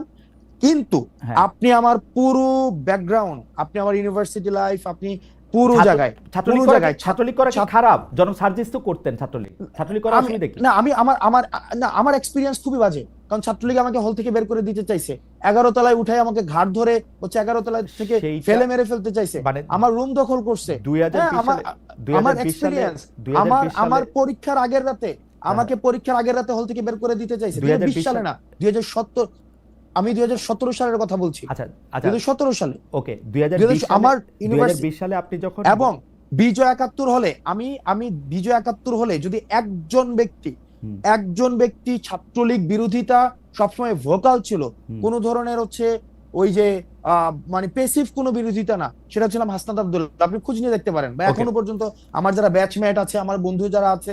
এবং আপনি যদি একটা জিনিস দেখেন, এই যে নাহিদ, আসিফ, তারপরে হচ্ছে আপনার যারা ফেসিবাদ বিরোধী যে রাজনৈতিক দলগুলো ক্যাম্পাসে তখন ছিল গণ অধিকার পরিষদ, নূর ভাইরা যারা ছিল, রাশেদ ভাইরা ছিল, আমার সাথে কিন্তু সম্পর্কে এমন না যে এই অভ্যুত্থানের পরে আমরা তখন থেকেই আকরাম, আমার আমরা তখন থেকেই, মানে তাহলে আপনি 2020 থেকে 24 সাল না 2020 থেকে না, তখন থেকে ইউনিভার্সিটি ফার্স্ট ইয়ার থেকে আমি তখন থেকেই, হয়তো আমি কোনো রাজনৈতিক দলের ছিলাম না, গণ অধিকার পরিষদের ছিলাম না, স্যাডের ছিলাম না, কোনো স্টুডেন্ট এগেইনস্ট টর্চার, একটা হচ্ছে সেখানে একটা হয়েছিল স্টুডেন্ট এগেইনস্ট টর্চার, সালাউদ্দিন সিফাত যেটা করেছে, আমরা তখন চেষ্টা করেছি ছাত্রলীগের এই যে নির্যাতন গুলাকে কিভাবে হচ্ছে আমরা ভিজুয়ালি দেখানো যায়, ইন্টারন্যাশনাল মিডিয়াতে সেগুলোকে প্রচার করা যায়। এটা ট্রু যে আমি কোনো পার্টিজান পলিটিক্স করি নাই, কিন্তু পুরা সময়টা হচ্ছে এই ছাত্রলীগ বিরোধী আমার অবস্থান ছিল। ওকে, থ্যাংক ইউ সো মাচ। তাহলে আপনি মনে করেন যে ওই সময় আপনার যে অবস্থান ছিল, সেই অবস্থানটা মানে কোনো একটা চাপের মুখে দ্বারাও, মনে করেন আপনি বঙ্গবন্ধুর জন্য যে লেখা লিখছেন সেটা হচ্ছে আপনি আপনার জায়গা থেকেই লিখছেন, এই লেখাকে এখন আবার আপনি লিখবেন নাকি এটা আবার একটু কারেকশন করে লিখবেন? আমি সেটাই জানতে চাইছিলাম আপনার অবস্থান। আমি তো অনলিমি করি না এখনো, কারণ আমি ওইটাকে এখনো বিশ্বাস করি, যে দেশের মানুষ, আমি এখনো বিশ্বাস করি আমার ওই লেখাটা এখানে যেটা আছে, আমি তো চাইলে অনলিমি করে ফেলতে পারতাম। এত গালাগালি, এত ট্রোল, এত প্রশ্ন, আমি তো অনলিমি করতে পারতাম। অনলিমি করি নাই, আমি কেন করবো অনলিমি? আর আমি যেখানে আমার পার্টিও যদি সেখানে কোনো ধরনের কখনো আবার এক ধরনের মানে নীতি বিবর্জিত কোনো কাজ করে, সেক্ষেত্রে আমিও আমার পার্টির সমালোচনা করব। এবং আমার পার্টির এটাই হচ্ছে একটা ইউনিক একটা ক্যারেক্টারিস্টিক্স, যেটা হচ্ছে আমরা নতুন যে রাজনৈতিক বন্দোবস্ত বলছি, সেই রাজনৈতিক বন্দোবস্ত সেটা একটা অংশ। জনাব হাসনাত আব্দুল্লাহ, আপনাকে অনেক ধন্যবাদ আমাদেরকে সময় দেওয়ার জন্য। আমাদের সময় শেষ। আপনি যদি দর্শকদের উদ্দেশ্যে নতুন দল এনসিপির পক্ষ থেকে বা আপনার নিজের পক্ষ থেকে, সামনে নির্বাচন আছে বা নির্বাচন নাই আমি জানি না, নির্বাচনের ডেট এখনো ঘোষণা করা হয় নাই, আপনি যদি কিছু বলতে চান আপনি বলতে পারেন, মানে যারা আমাদের দর্শক আছে তারা আপনাকে শুনছেন। আমার একটা বিষয় হচ্ছে যে আমরা কালচারালি সফিস্টিকেটেড হওয়ার জন্য আরো অনেক সময় লাগবে। সেই জায়গা থেকে আপনি যেটাকে আইন নিজের হাতে তুলে ধরা বলছেন, সেটাকে আমি এখনো পর্যন্ত আমি সচেতনতা বলবো। কারণ একটা মানুষ বিষ খেয়ে মারা যাচ্ছে, আমি সেক্ষেত্রে আমার প্রথম এবং প্রধান কাজ হচ্ছে তাকে সেখান থেকে বাঁচানো। একটা মানুষ ছাদ থেকে লাফ দিয়ে পড়ে যাচ্ছে, আমি সেটা একটা বিষ খাওয়ার মতো। আমাদের দেশের যেভাবে এখানে একটা মানুষ মারা গেলে একটা মানুষের ক্ষতি, আর সেখানে হচ্ছে শত শত মানুষকে বিভিন্নভাবে রাষ্ট্র মেকানিজমের মধ্য দিয়ে মানুষকে বোকা বানিয়ে আমাদেরকে ক্ষতিগ্রস্ত করেছে, এবং সেটির বিরুদ্ধে প্রতিবাদ করাকে, এবং সেটির বিরুদ্ধে ইনস্টিটিউশনগুলো যেন যথাযথ ব্যবস্থা নেয়, সেটিকে আমি কখনই আইন নিজের হাতে তুলে নেওয়া আমি বলবো না। আমি বরং বলবো যে মানুষ যেন এই রাষ্ট্রীয় ইনস্টিটিউশনগুলো যেন প্রপারলি ফাংশন করতে পারে, সেটির জন্য মানুষের আরো বেশি সচেতন হওয়া উচিত। জনাব হাসান আব্দুল্লাহ, আপনাকে অনেক ধন্যবাদ। অনেক দর্শক আমাদের সঙ্গে ছিলেন, বেশিরভাগই আপনার বক্তব্যকে সমর্থন করেছেন যারা আজকে এখানে ছিলেন। সুতরাং আপনার এই বক্তব্য নিশ্চয়ই আমাদেরকে ভবিষ্যতে চলার পথে নতুন পথ দেখাবে। এভাবে হয়তো মানে আমি এখনো আপনার মতো করে ভাবতে শিখি নাই, নিশ্চয়ই শিখে যাব। যেরকম দেশ সেরকমই তো আচার করতে হবে একটা সময় না একটা সময়। অনেকেই বলছেন যে আমাকে আপনার কথা মানা উচিত, মানা উচিত না। আপনি যেটাকে ঠিক মনে করছেন, মানে আমরা যেভাবে দেশটাকে করতে চাই, আমরা অবশ্যই অবশ্যই অবশ্যই আপনি যেভাবে আপনার পথই ঠিক, আপনার পথ আমি যাতে ঠিক মনে করতে পারি, আমার পথ ঠিক না, এই পথ মনে করতে পারি। আপনি এখনো লাস্টেও বললেন যে আপনি তো এটাকে এখনো সেরকমই বলতে চান, তা আমিও যেন এরকম মনে করতে পারি। আমার প্রতি আপনি দোয়া ভালোবাসা রাখেন, আমিও যাতে আপনার পথে মতে একমত হতে পারি। এখন পর্যন্ত পারি নাই আর কি। লাস্ট 3 সেকেন্ড আমি একটু নিতে চাই আপনার কাছ থেকে। সেটা হচ্ছে আমরাও দেশের ইনস্টিটিউশন গুলা প্রপারলি ফাংশন করে নাই বলে আমরাও সাফারার হয়েছি। আমরা চাই না আপনি আপনার সন্তানকে নিয়ে বিদেশে থাকেন, আপনি বিদেশে বসে টকশো করেন। আমি চাই প্রত্যেকটা মানুষ আমাদের দেশের সার্ভিস গুলো নিয়ে সন্তুষ্ট হোক। আমাদের দেশের রাজনীতিবিদ, অধিকাংশ রাজনীতিবিদের ছেলে মেয়ে বিদেশে থাকে, বড় বড় কথা বলে সবাই হচ্ছে ইয়াতে। আমি চাই যে সার্ভিস প্রডিউস করবে সে সার্ভিসের কনজিউমার হবে। ওকে, থ্যাংক ইউ সো মাচ জনাব হাসান আব্দুল্লাহ। দর্শক, আমরা জনাব হাসান আব্দুল্লাহকে শুনেছিলাম এবং তার রাজনৈতিক দর্শন এবং এনসিপি কিরকম রাজনীতি করছে সেটা ভবিষ্যতে নিশ্চয়ই আপনাদের সঙ্গে অনেক দেখা হবে। তার আগে অনেক অনেক ধন্যবাদ।